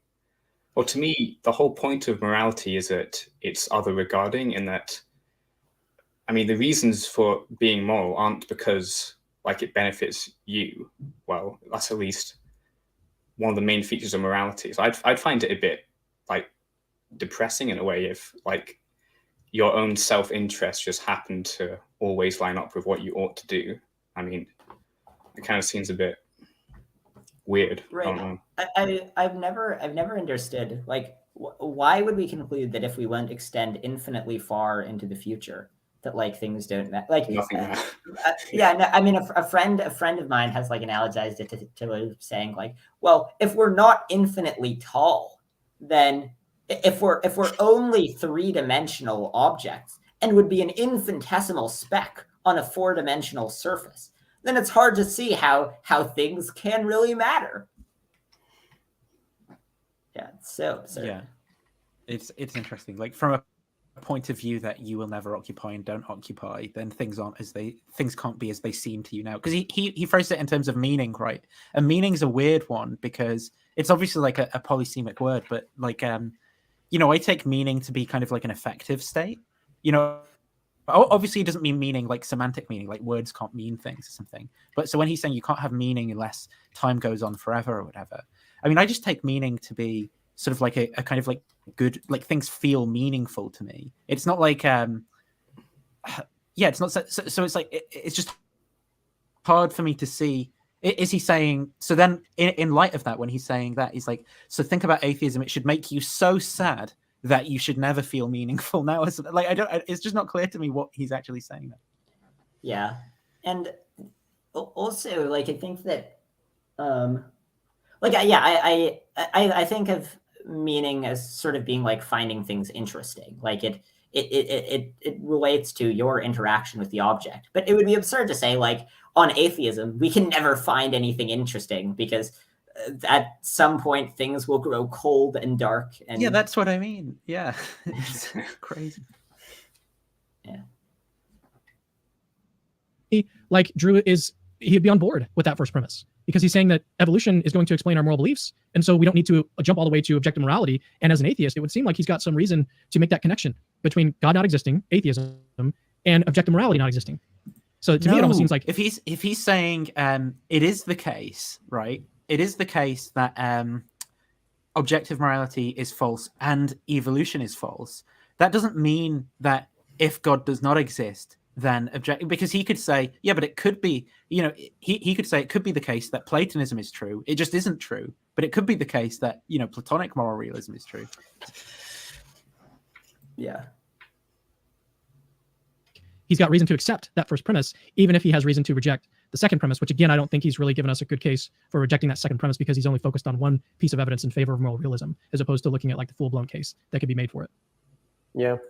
I mean, that would be interesting to hear him comment on what you're saying. You know, and another thing I would want to point out is because he's so, you know, bent on, or I mean, and understand rebelling to God, to resort to evolution, or to refer to evolution as the basic explanation that, you know, tells us everything there is to know about why we have those moral beliefs or those shared moral experiences. But what's interesting is that I pointed this out in my response to Cosmic Skeptic, is that there's this book called A Natural History of Rape, Biological Basis for Sexual Coercion, which a biologist and an anthropologist wrote. And they're basically making the argument, and they're not, I mean, one of them is an atheist, I think the other is an agnostic. They're basically saying that in certain cases, among humans, the most advantageous thing to do for a male is to force himself sexually on a female, i.e. that means to rape her, because if evolution is about, you know, organisms passing on their genes, and if you can't, you know, do so on a voluntary basis, then, well, as a male, you know, human being, you may force yourself. And so they're basically saying, well, you know, it's interesting. They're coming to this conclusion that, well, in certain circumstances, it may just be the evolution thing to do for a male human being to rape. And so what I would ask Drew, given that he is so strong, you know, on emphasizing evolution as the source of our moral experience, what I would ask him is, well, are you really saying that, you know, rape is justified in certain cases? Are you ready to claim that rape just is, it just happens as, you know, evolution takes its course? Or, you know, do you actually think, Drew, that I think this again is just confusing, you know, context of utterance and circumstance of evaluation, because Drew could say, right, okay, in this possible world where we evolved differently, then by good or something we might just mean cases of rape or something, but that's the circumstance that we're evaluating, right? But at our context of utterance in this possible world, in the actual world, we've evolved such that, and again, me saying this is Drew's position doesn't mean I'm signed up to this, but we've evolved such that, you know, we say that that's bad, right? So, like, yeah, I'd say that's bad, but if I were in that other possible world where I'd evolve differently, I would say that it was good then. But when I evaluate it from here, I say that it's bad. And that's what I think Lucas is sort of not understanding in this case, in responding to Drew's position. Obviously, if Drew's view was that if something evolved to be advantageous evolutionarily, then it's good. Well, that would be an insane view, and this would be a fine reductio to it. But if his view is just the causal origins of our moral beliefs or evolution, but we're not like morally bound to do whatever evolution says it's advantageous. The fact that we evolved to pass on our genes doesn't make it morally imperative for us to pass on our genes. Then this is not an objection. That there is, you know, no excuse for committing rape, just as there is no excuse for spreading misconceptions. The thing is that as soon as you're going to make the move and say that rape, I feel like one of those things is a good deal worse than the other. Like spreading misconceptions yourself into rape. I think rape is worse. The realm of moral objectivism, and that's exactly what Drew claims to not be doing, because he's saying, well, you know, the problem of evil and the underlying assumption that morality is objective is a thing that belongs to Christianity. It doesn't belong into my world, and that's why I don't have to deal with it. But again, with it comes the outworking or the result or the illegitimacy of claiming that some things, such as rape, are wrong. But again, what person would go there? I mean, is it rational in the face of, again, trafficking and whatever's happening to say that, well, these things, they just are. They're just a matter of evolution taking its course. I don't think that's a rational or, you know, plausible position to take on no account. Yeah, that's an interesting point, because you brought in the notion of rationality, and I think that's going to be interesting the way that plays in, because I was going to initially come back on that and defend Drew and say that he's not necessarily committing himself to objective morality here. He could say something like, well, even though natural selection might explain our shared moral perceptions or it might explain our moral beliefs, it doesn't follow that we've got to like follow it at all. We can just like rebel and do whatever else we want, you know. But then you brought up the point is like, but could it be rational for someone to engage in that type of behavior? And that raises some interesting questions that I'd have to think through. Yeah, and not just could it be rational for someone to engage in that sort of behavior, but is it a rational option in the face of this stuff happening? You know, again, I mean, there is, you know, hundreds of people being trafficked every day, basically to sexual slavery. Is it a rational option to, you know, take the stance and say, well, these things are not evil? It doesn't seem to me that this is a rational position to take. I mean, is it a rational option to rape everyone that you come across if God will reward you with infinite utility in the afterlife if you do that? I mean, it just seems to me that it's just, what's the problem with being an anti-realist and holding like ethical beliefs still? I mean, is he saying that all anti-realist positions are irrational, or like by implication? Or I don't get it. I'm not sure it is clear what he's saying. You know, I'm not sure it's clear why Cameron raised, you know, this point about rationality and what his point is, other than like other than him saying, I'm not sure what direction talking about rationality goes in. I'm not quite certain what the point of like that little bit was. Yeah, I actually think that like Cameron is, I think, like having much better analysis than Lucas here. Yeah. That's just weird, if you ask me. All right, let's get into the last clip that we've got for today.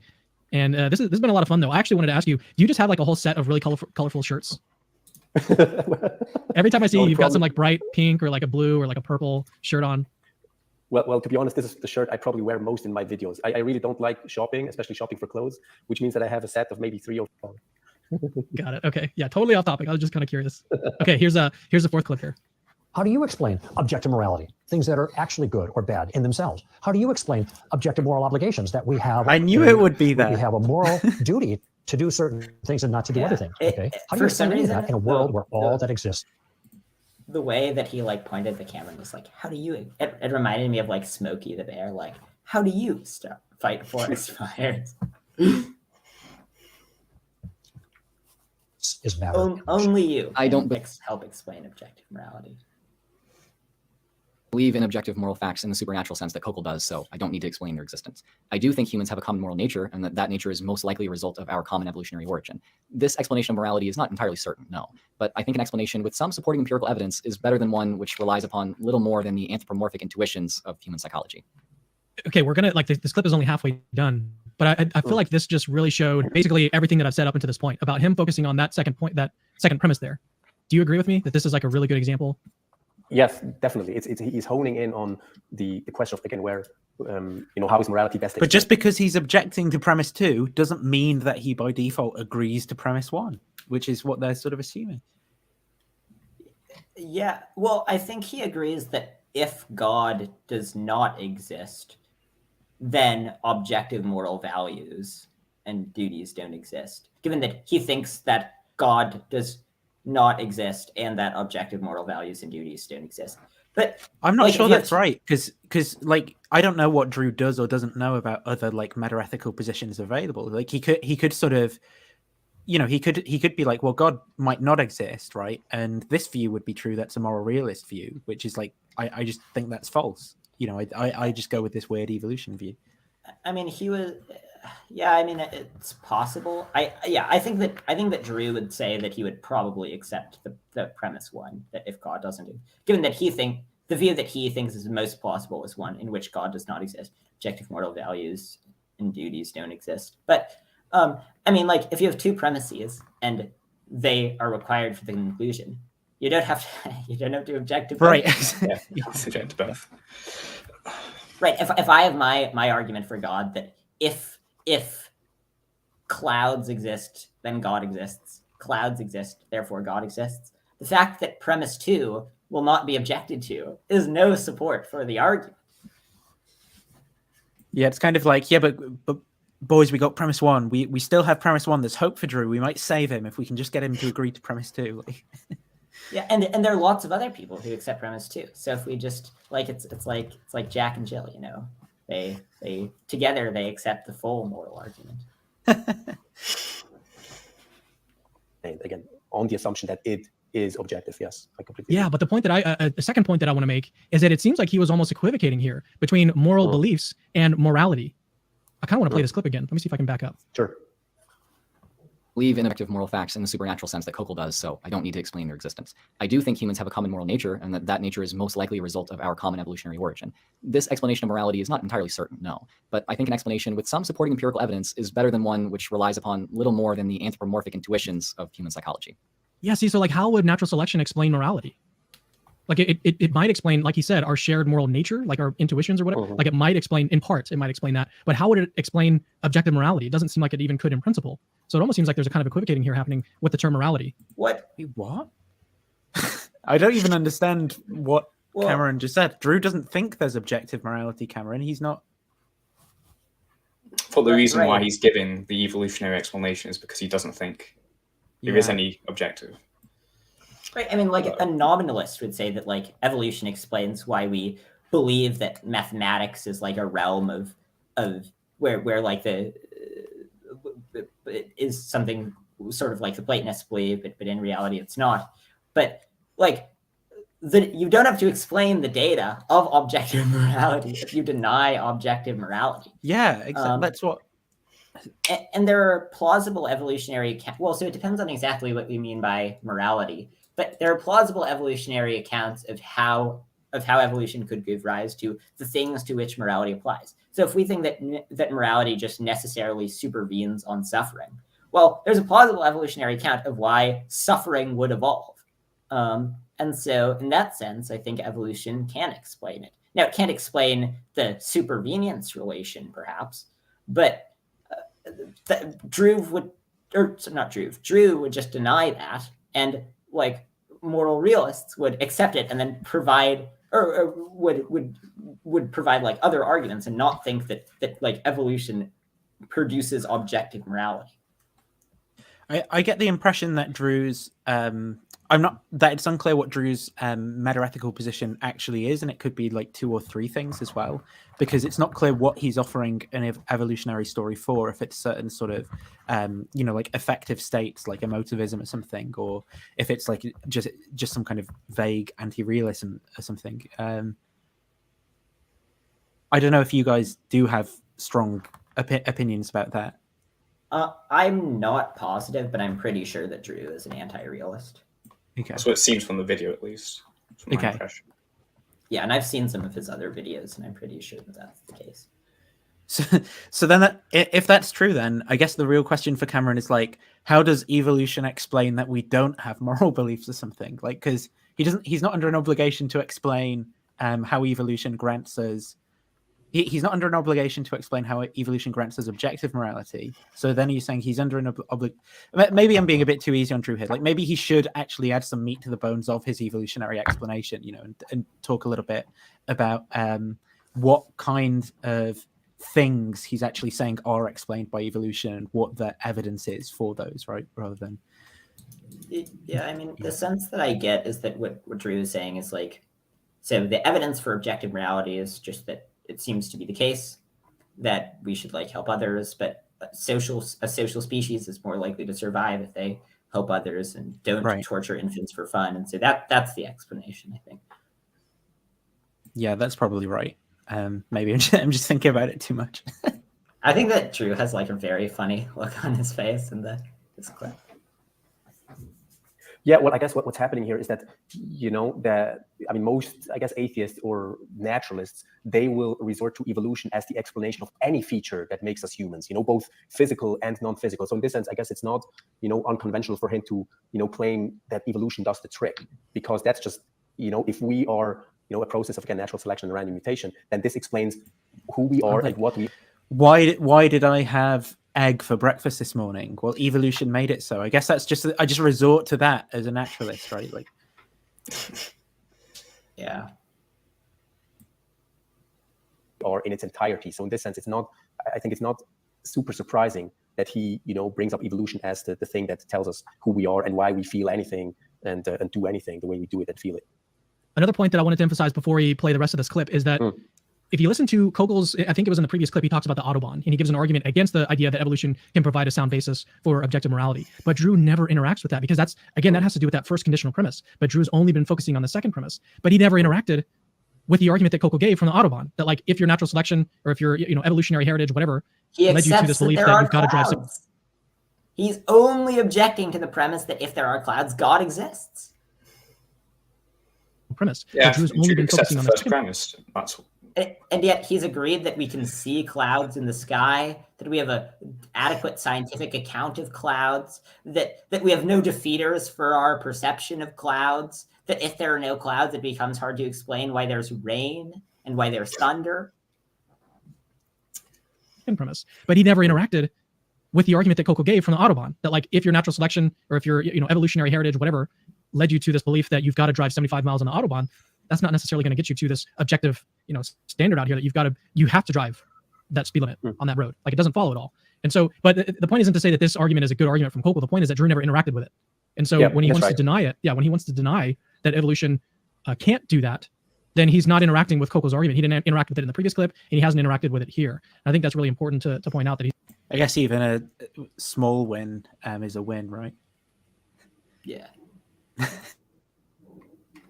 just sort of failed to do that. But also, I would suspect that, like, often the arguments would sort of go hand in hand. So if Drew became convinced of objective morality, it would probably be because he read the Railton paper and became convinced that you could come up with this fair, like, adequate naturalistic morality, or maybe like thought more about the reductios. But like the premise is like both of them have to be accepted, and the strength of each premise will be like in some way parasitic on the strength of the other one. And so like, you know, for someone who accepts that objective morality is just absurd, they'd be inclined to accept premise one, given that they would accept that if there's no God, then there's no objective morality.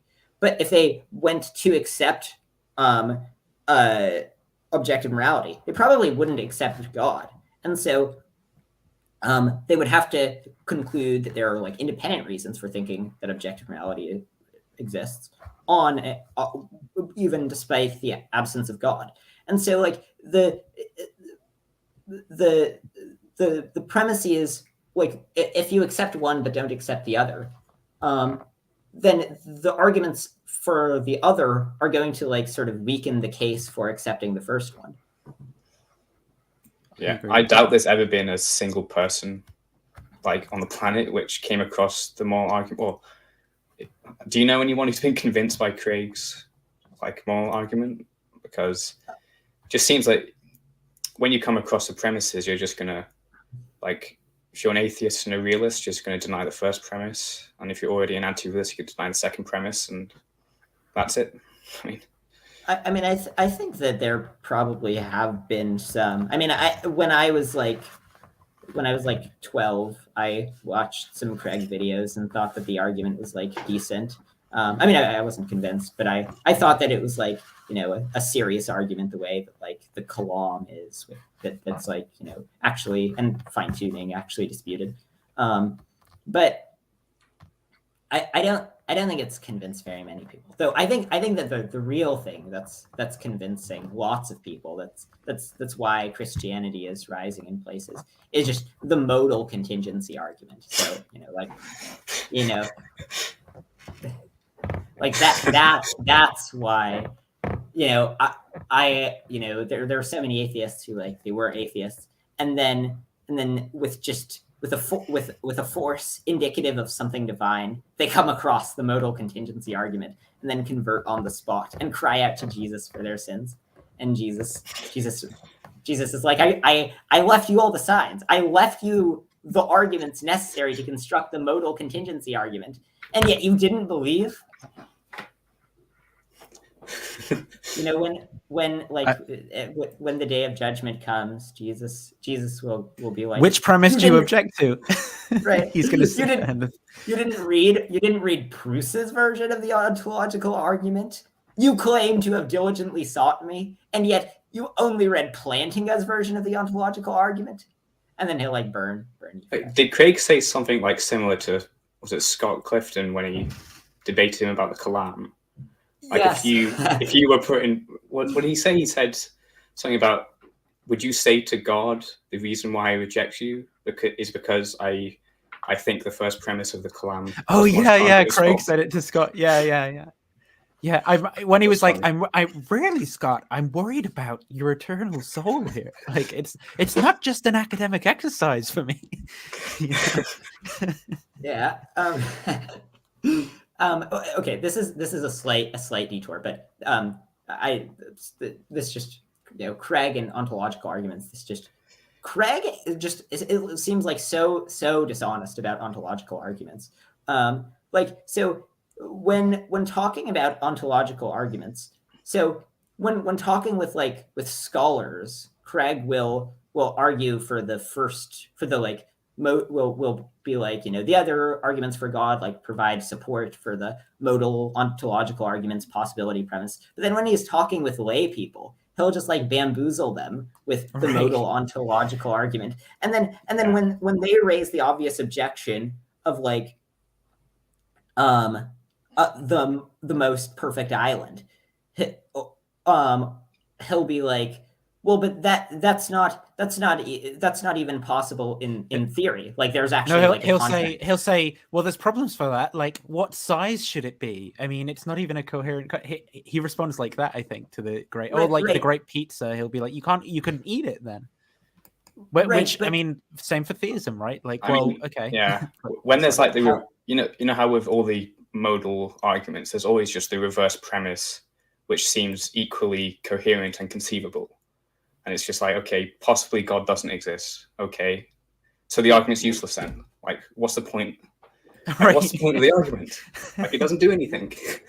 Right, so Craig will say that, but there are infinite things that are eminently conceivable that don't entail a contradiction, but that like don't exist. So like a necessary chair, a necessary unicorn, a necessary horse, a necessary person named Bob.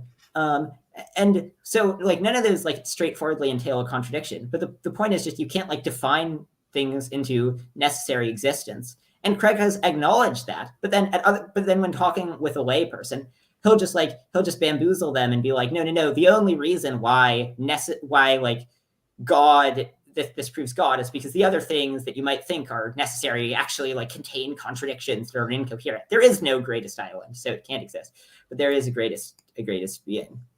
But yeah, I don't know that like I think that Craig treats his arguments as soldiers rather than scouts, to use. Well, this is the language. I call it philosophy Pokemon, and I call a lot of apologetics philosophy Pokemon, because it's like Cameron collecting axiology. It's like he's got Charizard now, and when he's in these kind of he can throw out like axiology, I choose you, and then just deploy these things as weapons.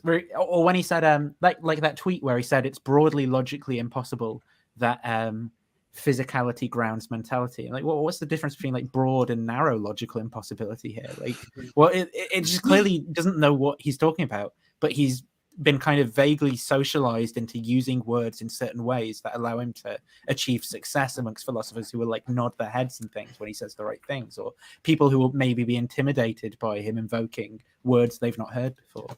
I just think it's the wrong way to go about doing philosophy. Right, and also like I mean, I think that this insight is not original to me, but the task of apologetics is to help people overcome cognitive dissonance. And so just like showing that there's just a mountain of of arguments for God, 150, and then like there are lots of foolish atheists who will just like brashly assert like you didn't demonstrate the modal ontological argument rather than adequately objecting to anything. Just like helps lots of people, overcome the cognitive dissonance of like, well, okay, maybe it doesn't seem the case, but I had this powerful experience with Jesus, and so I feel like I'm and also there are like these 140 extra arguments. I was confused by most of them, but like there are 140 of them, so they have to have some force. I was confused by most of them, and they had an Excel spreadsheet at the end as well. Yeah. Only like let's pump those numbers up. Sorry. Only 20 of them were independent or whatever. Like, oh yeah, it was like Bayesian contingency argument, modal contingency argument. Like it was like, yeah. Look, his audience was just eating those up.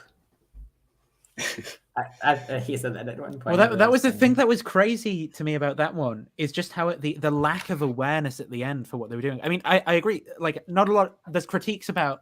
Not a lot of them being independent, or that even some of them contradict each other. Like there are assumptions in the premises or theological assumptions and things which are like mutually exclusive, but it's not mutually contradictory. But like at the end when he's like, okay, we've got these 150 evidential chips, and now I'm just going to put them in the spreadsheet, and like, oh look, even if I set the prior really low, like let's say it's just 0.01 at the start, well with these 150 arguments it goes up like really big. It's like, yeah, of course, that's just how the numbers work. Like you could put, like there's loads more numbers you can do that with, Cameron. 151, 152, 153, they're also going to get you over that line.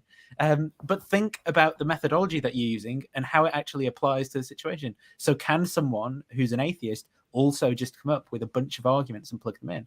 Shouldn't we actually just look at good independent arguments and weigh them either way if they're evidence, and see how they compare with it? It was just insane, the lack of awareness for the methodology that they were using and how it should actually be applied versus how they were using it. And it was hilarious because he had this like the Chad McIntosh guy who's like, I don't know very much about him, but he was like portraying him as like a serious scholar, and maybe he is. And like he was like, this is a serious business, demonstrating the overwhelming intellectual firepower justifying Christianity. But then some of the arguments were like as bad as you could imagine. Oh, the argument from Seemings, wasn't it? Like, it seems to me that God exists or something. Wasn't that one of them? Well, yeah. I There are didn't no think that defeaters for was, my seeming, therefore God exists. I mean, I didn't think that was. I thought that one was like above average given the low quality. But like one of the ones that was the most egregious was like, possibly there is a sound argument for God, therefore God exists. Oh yeah, And, that like, one. No, no. I mean, if Cameron had really wanted to beef it up, he could have had like a bunch of spin-offs of that. So, like, possibly there is a sound moral argument. Possibly there is a sound ontological contingency. Or like for aspects of God, possibly there's a sound argument for God's being like divinely simple. Possibly there's a right. And remember, guys, the God, there being possibly a valid argument sound argument for God's divine simplicity, is more strongly predicted on theism than on atheism. Yeah, I don't actually understand. That likelihood. I don't actually understand how he would substantiate that.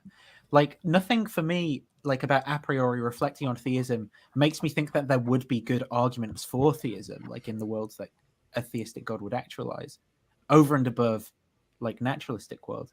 I don't really understand that personally. And also, like, I'd say, like, if you think God's perfectly loving, then wouldn't he want like a relationship with his creatures? maybe that's right. But I guess a relationship's different to arguments, in my view. Like, like, I don't believe that V is my girlfriend because of arguments or something. Like, yeah. But well, he didn't want to. So God wants to have a loving relationship with us. So he wants those who diligently seek him to be rationally justified in believing him, but he doesn't want to make himself apparent. right. Yeah, I mean, and I think what you showed in the 500 plus arguments against God is, like, not only can you do that with like hundreds of arguments against God, but I actually think you could do, like, if you were like getting as desperate as Cameron for like squeezing out any argument, you could do like way more than 500. I actually thought that a decent portion of the 500 arguments were like decent arguments. I mean, lots of them were silly, but like a non-trivial and percentage. the one was invalid. Oh yes, that actually discredited all of the other ones. Yeah, so they're all wrong. That one is in favor of theism now. Now there's 151 in favor of theism. Atheists making a video with an invalid. Right, but I mean, it like, well, so like most of the arguments that Cameron had just had obvious parity. So like possibly there is a sound argument that God. Yeah, that's why I don't exist. like, if you could on the spot come up with a reverse possibility premise for your argument. Like, what evidential support does it give to theism? Like, I just don't get those modal, like, just don't get it. And also, there's just a very easy way to generate like 600 arguments. So it's just like, just pick out Bible passages that seem appalling, and then just like, and there are like oodles of them, and just have like each one be its own argument, just to make it a powerful cumulative case, guys.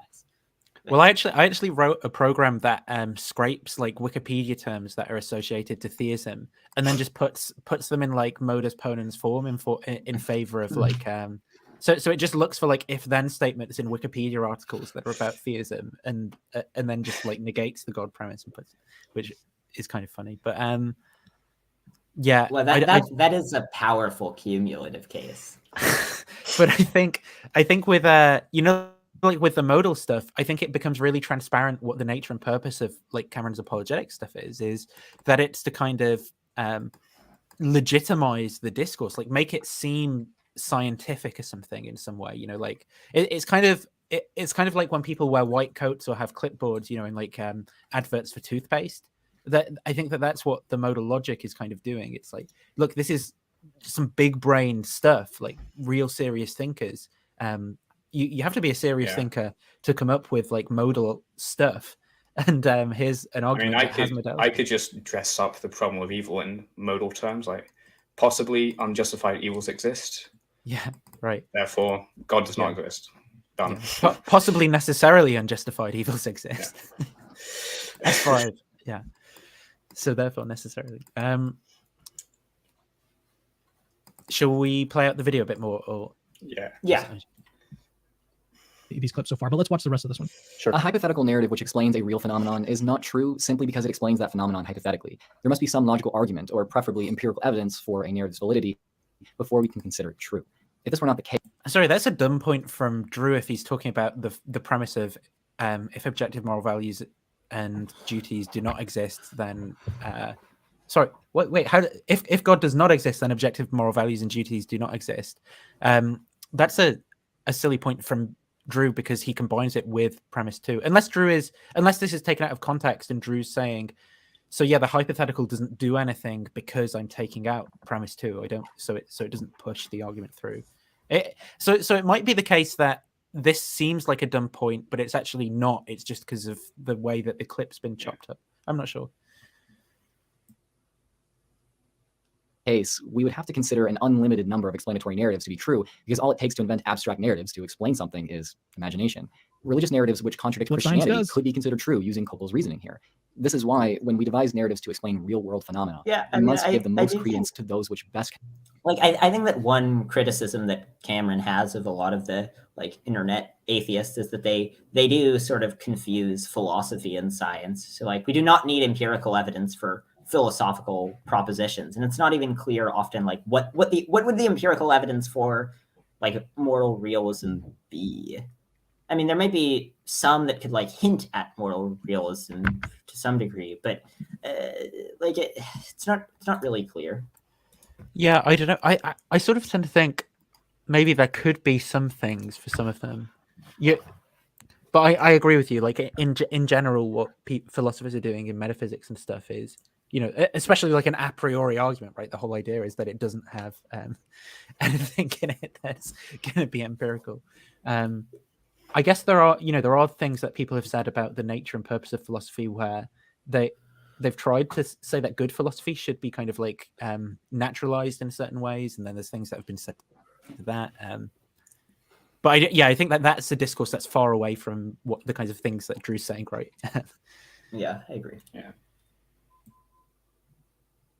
Conform to the data. Doing otherwise leads to absurdity, or in Koppel's case, the acceptance of a narrative no more accurate than those found in any other religion. So here he gives some like different criteria for what's got to like narrow down the scope of different hypotheses that are under consideration. And he wants to say that there's two criteria that can help us narrow down the scope of hypotheses that we can entertain, because there's infinitely many that could possibly explain some set of data. So we've got to have some criteria. And his two criteria, which are just, I don't want to sound too pejorative here, but they're just weird. Like empirical evidence is one of them, and then logical argument is the other. And those are just empirical. Like you don't need that to run any kind of argument. I mean, that in some cases you can definitely run some empirical evidence, or like touch or taste or feel or smell or something. Like you can do that in some cases, but you definitely can't do it in all cases. You can't do it in the case of what's under consideration right now, whether or not evolution can account for our moral beliefs. Like that's not something you can test empirically. You've got to hypothesize that. You've got to make some inferences. That brings me to the second criteria of logical. Well, okay. Firstly, what they said was sort of like good, right? And I agree with them, but that bit was not so good, because I mean, like that's what Drew should be doing, right? He should be like bringing out empirical data about why evolution does actually kind of like support our moral sense in the subjective sense that he means. Argument, but that is way too ambiguous. Like it could mean almost anything. And so why couldn't we run a logical argument for the truth of theism? Why couldn't we run a logical argument for the truth of Christianity, or that this hypothesis is true because it fulfills these different criteria that are typically spoken of? And Cameron's response to Drew here isn't very good as well, because he needs to give principled reasons that Drew would agree to against his criterion that he's offered. Whereas Cameron said, well, why couldn't we offer like a priori arguments for God or something, right? And it's like, well, from Drew's point of view, that's just question begging, isn't it? It's like, why couldn't we offer a priori? What you'd have to show is that Drew is somewhere else like committed to the use of a priori arguments in his reasoning, which maybe Cameron thought he was doing with the evolution example, but wasn't. Yeah. Of like explanatory scope, predictive power, whether or not it fits with our background knowledge. Like those are more traditional explanatory virtues that we want to look at, as opposed to like empirical. The empirical evidence thing, that just really strikes me as a kind of scientism, and that's self-defeating. So I don't want to even. There's not a whole lot of point covering that again. It's covered so many different times. But anyways, I guess the point that I want to make is that the criteria that Drew brings up in order to narrow the scope of the different hypotheses under consideration, one of them is just completely like it doesn't belong at all. And then the second one, logical argument, like that doesn't. It's too broad. It's too ambiguous. It doesn't tell us how to actually narrow down the set of possibilities. And so we've got to find a better set. And I think that some of the ones. Well, the objection would be, well, Craig is offering logical argument, right? Like that's, or well, Craig, I suppose. Well, I've fallen into the trap, right, of assuming Cameron's interpretation is what really happened, because Krukl didn't actually offer a logical argument. And I'm thinking now about like Craig and all the things that we've said. Yeah. So maybe Drew's more justified than I think in the original context of the video. But you know, I mean, when the small child points at the banana, realizes that it fits in their hand, and then claims that it's evidence for God, Cameron objects to Drew not having an adequate intellectual response to the argument from design. Also, scientism is like a trigger word for me, because like it's just, well, no one actually holds to the strong scientific view that people refute in like 5 seconds. Yeah, it's just this like straw man type. It's a stereotype device, I think. Yes. What is it? It's the same as Hume. Like, I mean, like Hume has good stuff to say, but Hume on miracles is another stereotype. It's like, you're not taking the Humean view on miracles, are you?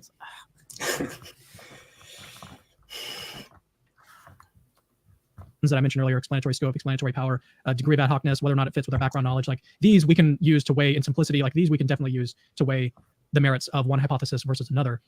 And I think we should probably stick with that. Well, okay, Cameron, like, let's do it. You know, like, why not tell us about what your theory is? For example, about theism and the problem of evil, or theism and morality, and how it fares as compared to non-theistic hypotheses that explain those things. As opposed to some generic label like logical argument. And then when we do that, I think that we can definitely run theism, definitely run Christianity as a viable hypothesis and look at whether or not it fits those criteria. Yeah, and it almost seems as if Drew and Kokul come at this whole issue of morality from two different sides. Kokul seems to be saying, well, again, that's why he uses this bump kind of, soundbite is throughout his presentation, the bump of reality, the bump of like bumping into the beginning or whatever. I think Kokul is basically saying, well, our experience, our shared experience as human beings is that we the phrase bump? I think it's in the context of the video. So the video seemed to be on some kind of web page about like an apologetics course that Kukul was offering, or Kokul, however the hell you pronounce his name. And it said at the top, like 5 ways atheists bump into reality or something. So I think that's how it's being marketed. What a title. Yeah. And it's like they bump into reality by disagreeing with my theory. Like, I really wish atheists could be as uncharitable as like Christian apologists to the opposition and get away with it, like Frank Truex, ridiculous framing. They think that their magic sky god made things pop into being from nothing by nothing. Yeah, things don't just pop into existence. Yeah, I sometimes, I occasionally like to dip into, like that side of things just to try and show the parity there of being like, look how much you grant, your own side, but you're just so unhappy with. But I usually do try and at least caveat it within saying, like, imagine if I said, like you just believe in a sky daddy or whatever, you wouldn't be very happy, would you? Yeah, there was one moment from Christopher Hitchens that I found funny. It was like not a great argument, but just I thought it was really funny. There was like he was like with some pastor on Fox News, and the person was like, well, a lot of this talk comes down to who has the burden of proof. And I think that the person denying the self-evident fact that Jesus exists is the one who has the burden of proof. Right. And Hitchens' response was, I think the one who believes that virgins give birth, who believe that snakes can talk, and that rivers can turn to blood would be the one who has the burden of proof. Yeah. Perceive there to be certain things to be right and certain things to be wrong. And he says he seems to be assuming that this is right of both the atheist and the theist. And he says, well, that's the beta, our experience of, again, the moral realm. And how do we explain that? I think that's where Kokul is coming from. Whereas Drew seems to be coming from, at least that's what the wording of, again, Coco empiricism. holds up Wait. banana. And Hang then, on, and then what Lucas just... Oh, sorry, you go ahead, Matthew. Sorry. Coco holds up a banana and like wants it explained. Well, he's really trying to account for the data of the banana's contingency. He was really advancing a sophisticated theological argument from contingency and fine-tuning. And the biological like, how can we know about the banana if evolution is true? He was also presenting Plantinga's evolutionary debunking of naturalism. I think Lucas's point here is going to cut against the objection that they offered earlier, the objection of Drew didn't respond to all the other arguments for moral realism, right? Because Lucas is like, yeah, Kukul is offering, he's offering the data of our moral experience and then saying that, like, this is the best explanation of it, whatever. Well, not the best. He's saying that it's logically entails that God exists. But yeah, it's like, and Drew responded to that, right? He just responded to that data point, like something that could explain that data point rather than anything else. Kukul didn't have as data that needed to be explained, like epistemic norms and things like that. Yeah. Data and all of this seems to suggest he seems to be coming from, well, I just go with the hypothesis that explains things, again, empirically with falsifiability and all of this stuff. So I rule out any hypothesis that goes with data or that goes with explanations that don't, move in the realm of empiricism. And it seems to me as if Drew is kind of limiting the options right from the get-go. Again, it seems weird, and it seems to be a category error anyway, to say that you want to try and explain.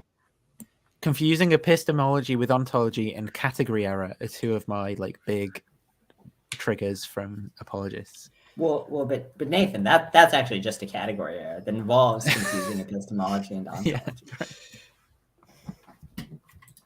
Morality, through empirical means. I mean, again, how on earth are you going to go about that? It's kind of, it's just hard. You have to engage in philosophy, in moral reasoning if you want to do any explaining that concerns morality, because we're simply not dealing with data that is, susceptible to, again, empiricism or to empirical testing. And again, it seems to me that Kukul comes from the angle of, well, this is our experience. We have an experience of there being a moral realm. And he's saying, well, the best explanation is that the moral realm is objective, given the way we react to it. Whereas Drew is saying, well, I just need a hypothesis that deals with, tangible data, or that comes with tangible tools. But the thing is that as part of a broader argument that Drew, I mean, Drew hasn't done this. So again, maybe this is me being too charitable to Drew when maybe he's being just as silly as kind of like Cameron and Lucas in certain ways.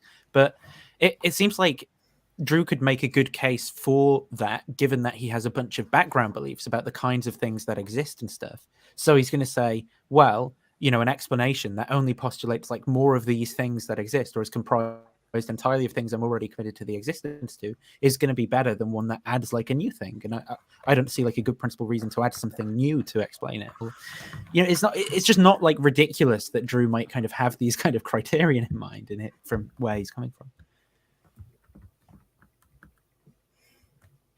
To the thing that needs explaining. That may be part of the misunderstanding that's happening here. Yeah, well, I think that's pretty much it for my comments on the 4 different clips that we played. But I wanted to let the audience know, we may do more of these. So if you're interested in seeing, he talks about the Kalam cosmological argument at one point during his video, so we can do something on that. If you're interested in that, let me know in the comments. Let me know in the live chat if you'd like us to come back and comment on more. If you hated this and you didn't like it at all, also let me know in the comments, because I don't want to be wasting my time or your time. So definitely let me know that. If you haven't gotten anything out of this, then just please let me know. But do you have any other closing thoughts before we end the live stream today? Yeah, just one more thing. I thought it was interesting that Drew repeatedly talks about, or I don't know, repeatedly, at least once he talks about us being a social species and that human beings have a shared moral nature. Now, this argument or this view simply assumes that humanity is unified and that we're one category or one species, that is to be considered as that unity. But I would ask Drew, well, how do you argue for the unity of all humanity? How would you counter if a group arose? I mean, what am I this view that humans are all one species right now or something? No, he said that this view relies on the notion that humans are all one species. What else would humans be? If does he think we're not one species?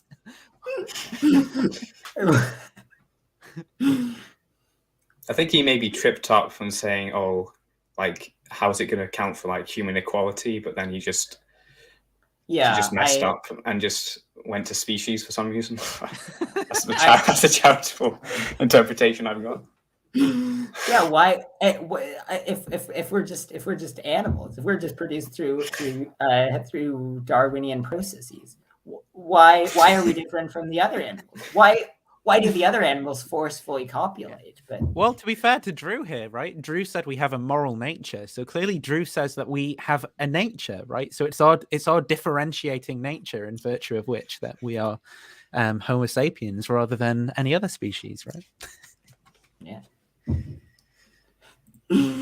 And there are plenty of examples in history, the Nazis or the Hutus and the Tutsis and the Bosniaks. What would you say if one subgroup of humanity arises and claims that, well, because of evolution... What's this? If you listen to Drew, then you're going to be like killing Hutus in Rwanda.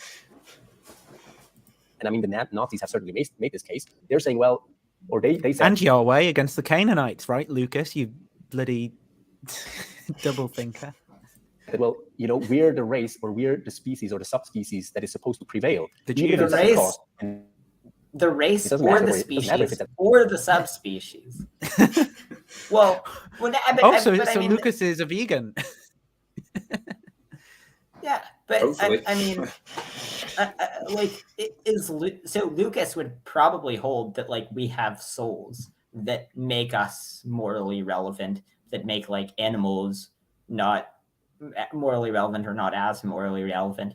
But so, you know, like you could imagine, like the Nazis would presumably have held that Jews don't have souls either, or don't have the right type of souls or something. Like if you ground it in religious concepts, if you have those be the determiners of moral worth rather than like something like sentience, well then, especially if those things are impossible to detect, well then it's much easier to say that people don't have them, because you know the claims that Jewish people are a different species from us, you know, that is a testable claim. It is false. Even if it were true, it wouldn't justify anything. But it's also not true. But the claim that Jewish people don't have souls, well, there's no way to test that, because like if you shake someone, you don't like hear their soul rattling around inside. Yeah, but remember that you know, having kind of like empirical testability is some kind of criterion of like good explanations and stuff. That's not allowed. That's scientism. Yeah. Oh, sorry. Yeah, I think we may have been committing scientismic category errors. Yeah, you're confusing your ontology there. Yeah. At the cost of other subspecies. So I'm wondering, how would Drew make the case that when you consider, you know, our so-called, or when you talk about our so-called shared moral nature and talk about us, humanity as a social species, well, how does he make the case that the unit to talk about is actually humanity as a whole, rather than just, you know, subspecies? He doesn't. We certainly differ in language. What the fuck? Like subspecies of humans. He thinks that we're all the same.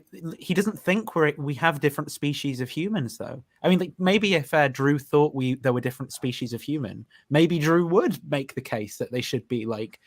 I don't know what case he'd make. Like, it doesn't immediately mean that he would make the case that we should like murder them or something. But as far as I'm aware, Drew thinks that humans are one species, so this just isn't a problem for his view. Right, and Drew doesn't think that morality, like that like what we should do is determined by only what would benefit our species. Given that he's a vegan, isn't he? Yeah, I think so. Right, so he thinks that what we should do, what benefits beings who can experience well-being and suffering.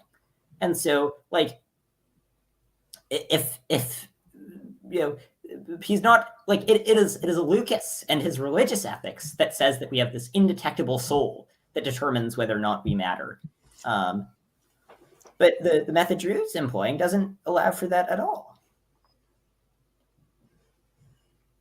Language, in race, in gender, in intellect, and all this sort of stuff. So how do you argue for the unity of all?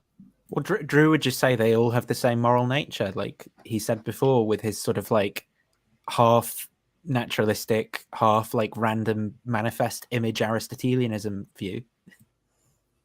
Human beings, if you're coming to the whole topic of morality from the angle of evolution, I'd be interested to hear him about what he had to say about that. Yeah, I would too. I'd be interested in that too. Interesting. All right, I'm looking at the live chat, and a lot of people are saying we definitely need to do this. Yeah, again, so that's really encouraging. So that maybe we should. Them being interested is not an argument. So, well, I wonder just what they mean by like interested. Like, are they actually interested in what he has to say, or something else. Well, no, but as suspect we learn something from Cameron, just asking questions and just being interested and curious, that's not an argument, right? Yeah, that doesn't reject any of the true. premises from which the conclusion follows logically and inescapably. So that's true. Okay. I stopped sharing. Did you want to play that last bit where they talk about like we'll do this again sometime, and you hear the music, and he promotes his thing? No, I'm actually good. I'm actually happy missing out on that. I feel like we had enough. Well, so overall, I don't know if that video is better or worse than I thought. I have pretty low expectations for anything that Lucas is in. I don't know. I think my expectations are lower for Lucas than Cameron, actually. Going by his videos on animal suffering, I have a very low opinion of.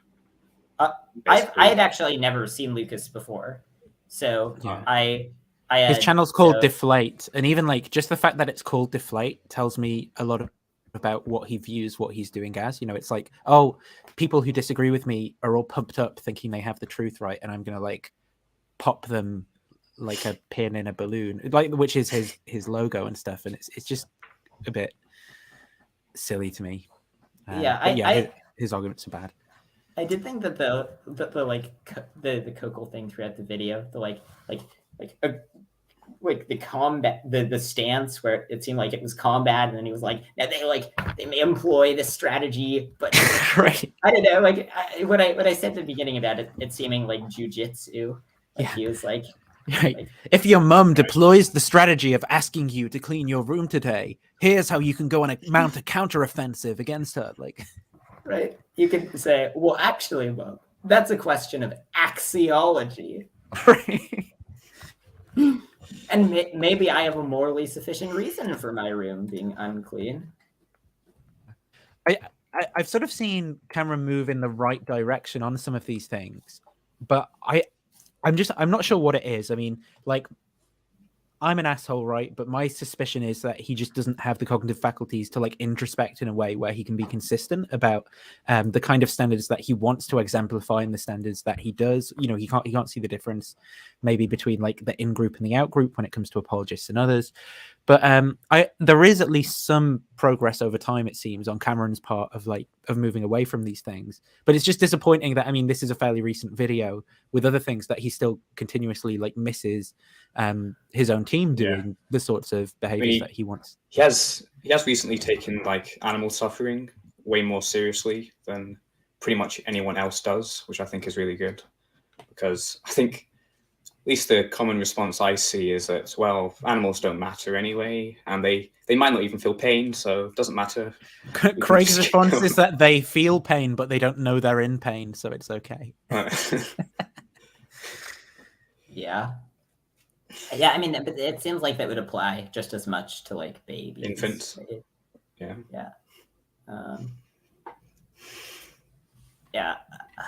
One slightly unrelated to the video, but one like very funny thing that Cameron said at one point was, so he was talking, it's like doing a video with like Rasmussen on the contingency argument, and he was like, the contingency argument, like, I really like it because, like, prior to the contingency argument, I thought that, there are, like, lots of good arguments for God, lots of good arguments for atheism, and, like, you can be rational and either accept the arguments for God or atheism. But then I stumbled across the contingency argument, and then it just blew atheism out of the water. Atheism was no longer a reasonable intellectual position. When, like, I think that the contingency argument's pretty weak, but, like, it's certainly not like just the presence of the contingency argument just ends the debate single-handedly. This is what I hate about the branding of the Pascal's wages stuff as well, when it's like, is it ever rational to deconvert, I think was the way that he kind of framed the video that he did on it. And I also hate the way that when they brand it in that way, they'll just appeal to the utility calculus and say, look, if you rejected like decision theory, then that's on you. I'm just by rationality what the decision theory has to say. And then when you make objections based off of the decision theory, like that there's a whole bunch of other things that might give you infinite utility, then they'll be like, oh well, there's all these special reasons as to why you don't want to follow. In this case, actually, you should just go with what gives you the most credence and stuff like that. I think there's something kind of messed up though about about like the ad hominem of accusing people of being irrational and then just kind of like appealing to some really implausible like decision box matrix of that uses. just for me personally, like I'm like really confident that any form of Christianity which entails a physical resurrection is false. As in, just the whole like how much would you bet on it? Like I would have to get like a pretty high amount of money before like I would even have a second thought of like betting against it being true. But even then, I'm like, it's pretty like I would never claim it's irrational. I would have to know specifically about what information someone has access to. I'd never just blanket say like, but that's what X is irrational. Yeah, because then they'll be like, well, I didn't mean you're irrational. I just mean what the decision theory says, right? Is the response you get there. It's like, by rationality, I just mean that you're not choosing the right box on this Foursquare. Yeah, I mean, the only thing that like so my credence in theism is in a theism that posits an omniscient, omnipotent, and omnibenevolent God is vanishingly low. But the only thing that saves it from being like much more vanishingly low is just that there are lots of very smart theists. Like I think that is the closest, the thing that brings up my credence the most, because the arguments for God just like some of them raise my credence a little bit, but like none of them seem very good, and the arguments against God, just like especially from evil, just seem overwhelming. Albeit they do relate to axiology, so that is a countervailing consideration. All right. Anyone have other things they want to say, or should we wrap up the stream soon? I'm happy to wrap up soon. Yeah. I don't know what more I have to say other than sort of like just making fun of Cameron because I kind of don't like him. So I don't know. I mean, like I'm happy to sort of do that, but I don't know. How... Okay. You can do that all you want.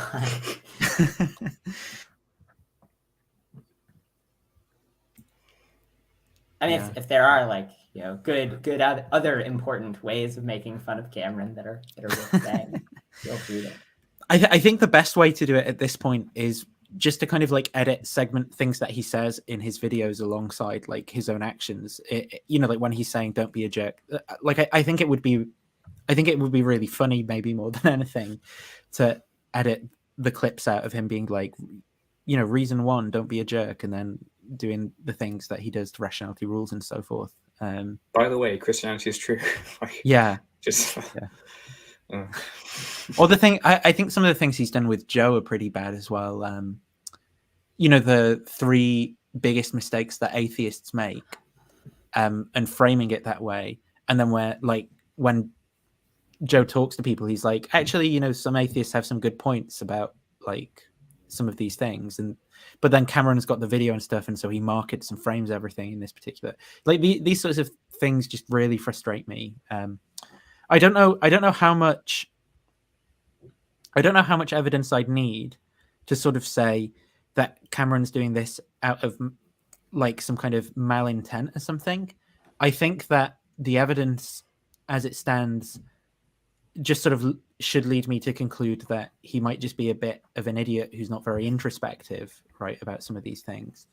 But there are rather a lot of occasions of him doing these things. I don't know like what I'd need to see to kind of start forming the opinion, because I don't think he's like a grifter in the sense that he like is aware that he's doing things that just steal people's money or anything. I don't think that that's what's happening. I think he's just genuinely kind of confused. Wanted to make Christianity true because of his brother. His YouTube channel sort of blew up. Now he's like trapped with this thing and he has to make it work. I don't think I don't think he thinks, oh damn, like I've got to make this work. But I think that like fits with a bunch of the anxiety that apologetics gives him and stuff like that. I mean, as well. Yeah, like personally, I like to side on the air of like just unless there's strong evidence of like malintent, I usually assume like just like incompetence or just not aware of how he's coming across. So I'd be very cautious to make any statement about. Yeah, I mean, I actually, this may just be like a weird quirk of me, but I do find the sort of snarkiness to be pretty entertaining. So maybe some people are more like that as well, and it's just me, like a me thing, right? But it may just be that I just really enjoy when people are polemical. Like I think that it's so much more fun to read. When you agree with me and you're polemical, it's fun. But when you don't agree with me, it's terrible. So I find it fun when people are polemical. I find it irritating when people are like being polemical. I find like less irritating than when people are like very smug. Like I was reading after Virtue, and like in the foreword there was a little note where McIntyre was like, I read this. Their original version came out 15 years ago, and in the 15 years since, there have been like small like criticisms of small points. I've yet to see any good arguments against the main thesis of the book. And then the book just went on, and you should not like Alistair McIntyre is a much better philosopher than I am, but I did not think that the book was very good. And I thought that many of the arguments were like quite shoddy. I tend to think, Michael Hueman does that a lot, but because I agree with him a lot, like I let it pass because I actually like him as a philosopher. So just like, keep doing that when it supports my beliefs. I do think that that's true of Michael Huemer. There was one, so I really do like Michael Huemer. I think he's quite a good philosopher, but there was, but he does have a tendency to sort of like over confidently state his views. One sort of funny thing was he had like two back-to-back articles, and one was about Ayn Rand, and he was like, the problem with Ayn Rand is that she was like, overconfident in all her claims. She like didn't see the need to seriously engage with philosophers or philosophical writings on the subject. And he had like very good criticisms of Ayn Rand. I mean, I didn't think it's that hard to have good criticisms of Ayn Rand because her philosophy was just like complete nonsense. But then the next article was just like 1,000 words about like Newcomb's problem, and just like, here's just obviously the solution, and like not engaging with the like thousands of pages that have been written about it. And so it was amusing. But I think pick a box at random is the right answer to that problem. Obviously 1 box. Yeah, I mean, I think that the answer is to just like take a survey of philosophers and see what they think about it. They're like, I just say just dive forward and see what happens. If you end up with 2 boxes, Isn't there a consensus for 2 boxing, right? Or is that from the Phil papers? No, I think like it's like pretty evenly divided. I don't know. But I mean, so my view towards theism, and this may be a little bit like, obviously theists would dispute this, but I think that theism is like kind of a crazy view. Like I don't like, my credence in theism is not like 30%. Like I think that theism is just like very obviously false. But I think that theism makes sort of wide sweeping claims about the world. And so it's very easy to amass lots of evidence for it. And it has lots of very, very smart proponents. And so there was an article by Eliezer Yudikowsky where he gave an analogy at one point about like, imagine if society spent 5 hours a day hitting themselves in the head with baseball bats, and people were arguing for changing that. It would be very easy to like there are lots of arguments that people could come up with for continuing to hit oneself in the head with a baseball bat. It builds pain tolerance.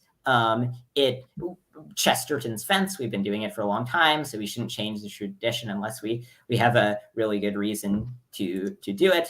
Not doing it would like put bat makers out of business. If people were not hitting themselves with baseball bats, they would perhaps turn to drugs.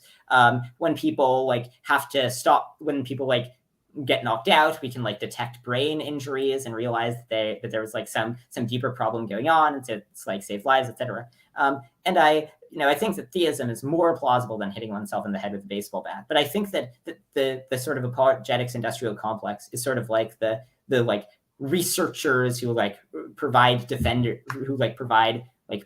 persuasive defenses of like hitting oneself in the head with a baseball bat, and like write lots of articles about like the cumulative case, the modal contingency argument for hitting oneself in the head with a baseball bat. And so I think that when like I both think that theism is obviously false, and also think that when atheists dismiss theism as just being like a joke, like believing in Santa Claus or the Easter Bunny, that's also sort of in error, because there are a lot like I think that it is obviously false, but it's enough smart proponents that it's worth like it's not just like the Easter Bunny. I think from my point of view, I view the philosophical discourse as taking place in like the context of broader human society and life, right? And I think that secular sort of secular forms of life as contrasted with like theistic forms of life, they make different like claims on people and how they ought to live and things like that. And I think that wider context has to be taken into account in evaluating how people should engage in the discourse. But I do think, so there's a lot of theists where it's just about the philosophical ideas, right? And in those cases, I'm all for the ordinary norms of philosophy, where it's like that, I want to accurately represent the other person that I'm talking to. I want to provide like good reasons. I want to be responsive to like good reasons that they provide me with and things like that. But there is some overlap with like pastors saying crazy things, or toxic sort of, I don't know how often you see it, come across it in YouTube chats and stuff, but I do quite a lot. People who vaguely understand a few of these apologetic arguments, but they use it to like just justify being a really kind of toxic religious person who just shouts at everyone about how they want to sin, or like their sexuality is wrong, or the way they're living is wrong. It's just really frustrating. And I think situated in that context, like I'm all for the kind of not just polemic, but like just making fun, like being able to laugh at people's like beliefs as being silly and things like that. And that's not because I don't want to make fun of, say, like Josh Rasmussen or someone in general. Like I think he said something kind of dumb today, actually. About the hegemony of materialism or something. It's like, yeah, well, you can't really say like, materialists don't have a statement of faith, right? I mean, like that's kind of, but in general with people like Josh, I just want to talk about the points. But then it seems to me that more so with people like Cameron, or especially people like Lucas, I think they're more in a position where, because of the social context of what they're doing with their apologetics, it makes more sense to engage polemically or make fun of them or whatever. But yes, yeah. Especially when it opens the door to like exorcisms, like believing. Yeah, right. Just come on, like this is not Cameron's most viewed video. Nathan, are you the type of atheist who affirms as that which is ultimate and the ground of all possibility and impossibility something that is not a mind? Maybe you live in a chance worldview. Yeah. Well, that sort of thing. And then it pretty consistently comes out that these people have horrendous personal lives, like the Gary Milne, Darth Dawkins, like the stuff with the way that he treated his I think ex-wife and his son and stuff. These in general, people use like really, I want to be careful here, because it's not the case for everyone, but in a lot of cases, apologetics and the reasons then just provide a kind of rationalization for really toxic behaviors and prejudices that people hold, right? And I see that so frequently, and I do see it with some atheists as well. There are some atheists who just have prejudices, and they use what philosophers can say in order to kind of offer some form of rationalization for those prejudices that they just held before they even evaluated any of the evidence, whatever. But I think it's disproportionate in favor of I think I see it disproportionately in like religious groups, especially religious groups that are like high control or demand that people make like costly commitments in the way that they lead their lives and things like that. I think it would be good for like the average apologist to like take a trip to Europe or come to the UK and just observe how like religion isn't really, it's not as big here, and it's not like people care. Well, from my experience anyway, people just don't really seem to care that much about it. And I think some of this like combat style apologetics comes from like it being American tied culture. to politics and American culture. Yeah, it'd be an interesting social experiment to see how many would convert.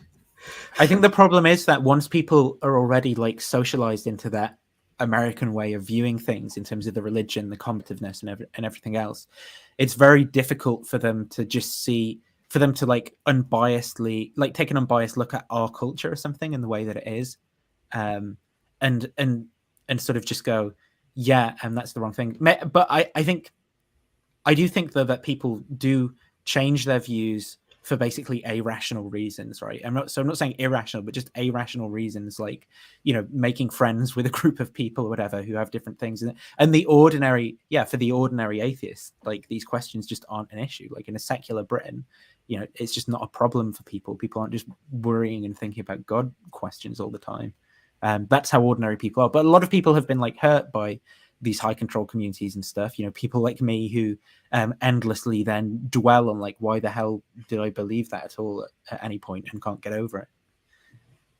I mean, when I found out that, you know, the traditional view of hell is like eternal conscious torment, like I did, even though I think it's like, I've never been religious and I think that belief is completely insane, I still am somewhat worried that it's true. Right. Like, it's so frightening way. that it messes with your ability to like actually, because it's like whatever you think, whatever is the most scary terror that you can comprehend, like that's what you project onto what that thing means. And that's so bad that it just messes up your ability to think about reasons for and against something, because that's so scary. Yeah. I mean, I think that views that entail like God condemning those who don't believe in Jesus to like eternal conscious torment are just insane. I mean, on those views, then like the victims of the Holocaust will experience infinitely more suffering at the hands of an allegedly perfect and all-powerful God than they did at the hands of the Nazis. But they don't see it though. Like they can't step out from like the framework and just, because to normal people, like when I mention, because I have a couple like in real life, just like culturally Christian, I guess I'd call them. And when I describe like the traditional view of hell, they too say that is completely and utterly ridiculous and obviously incompatible with like a perfect being, right? But they just can't see that for some reason. And I don't know why. Just like they're caught in the grip of like a theory or something.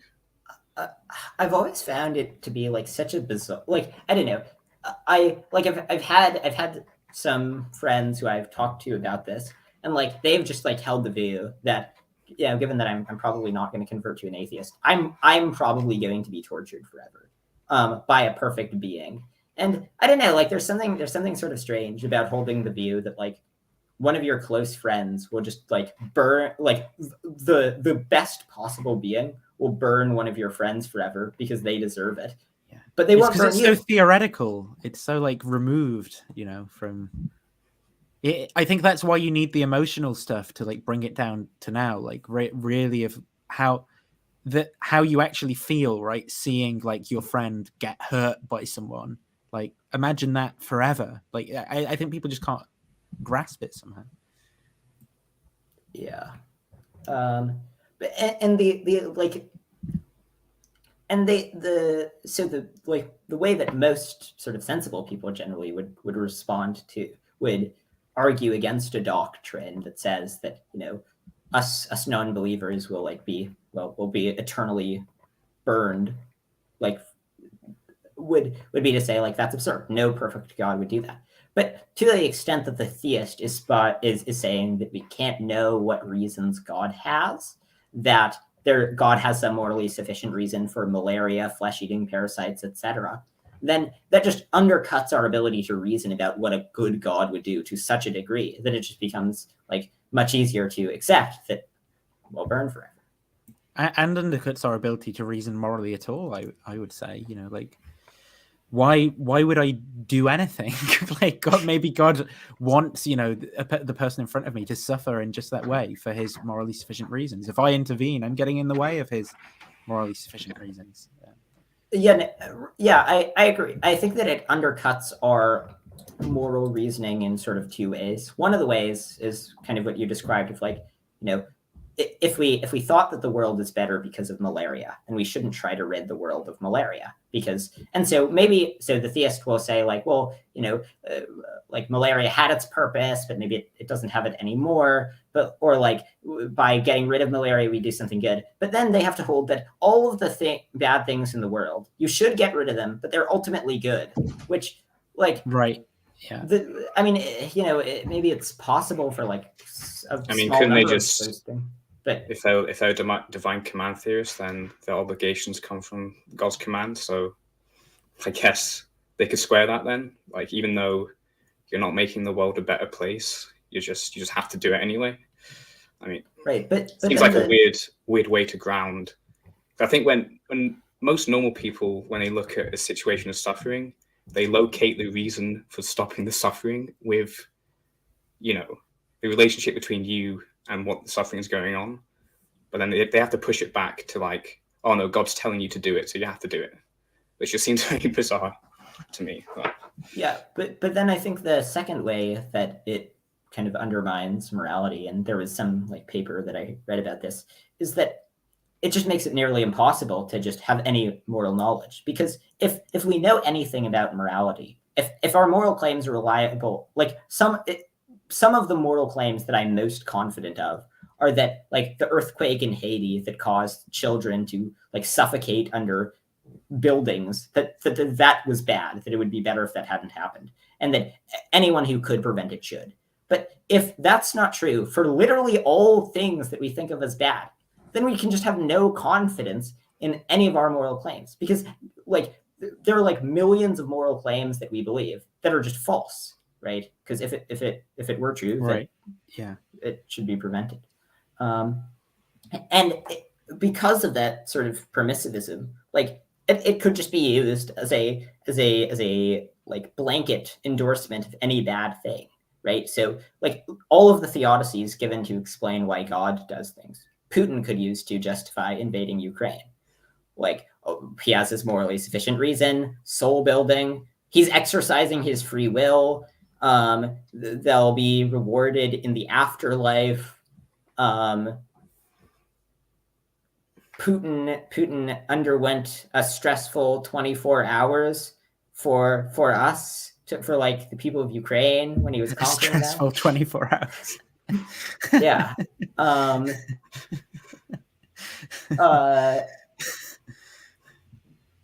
But I'm having trouble thinking of more theodicies. Yeah. But yeah, I mean, maybe Putin invisible. He's got invisible generals who cause the. So maybe there are invisible generals of Putin's that cause some of the evils, and so he's not actually responsible for, you know, all of the invasion. It's these invisible generals that are commanding the troops to do things. And yeah, that's the planting and natural evil theodicy, isn't it? There was like a news story I read that had the title was like Putin fires back at Kenyan president, like, focus on starvation in your own country before lecturing us on international affairs. Oh, that's the Job response. Yeah, God appears out, you know, in a wind and says, were you there when I laid the foundations of the earth? Yeah, Putin fires back, focus on your morality before lecturing us on axiology. Yeah, that follows from the axiology of a Kenyan worldview. Yeah, this is actually a NATO-based external critique. So they're saying that it has. So they are saying that it is two components that are in a conflict, like square circle. Yeah, I mean, it's just they are really just like across the board licenses to do bad things in general. But they're like there's Yeah, just but attempts haven't to you heard rationalize. if you're not a consequentialist, you can just do bad things, apparently. So Yeah. checkmate. Yeah. Yeah.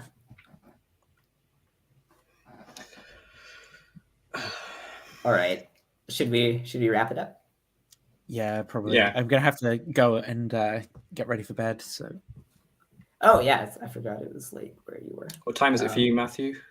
It's 2 p.m. Oh wow. Okay. well, have a good Sunday. All right. Yeah. All right. Thanks for watching, everyone, and thanks to both you, Nathan, and Alistair. Appreciate it. Probably. Yeah. All right. No problem. Peace.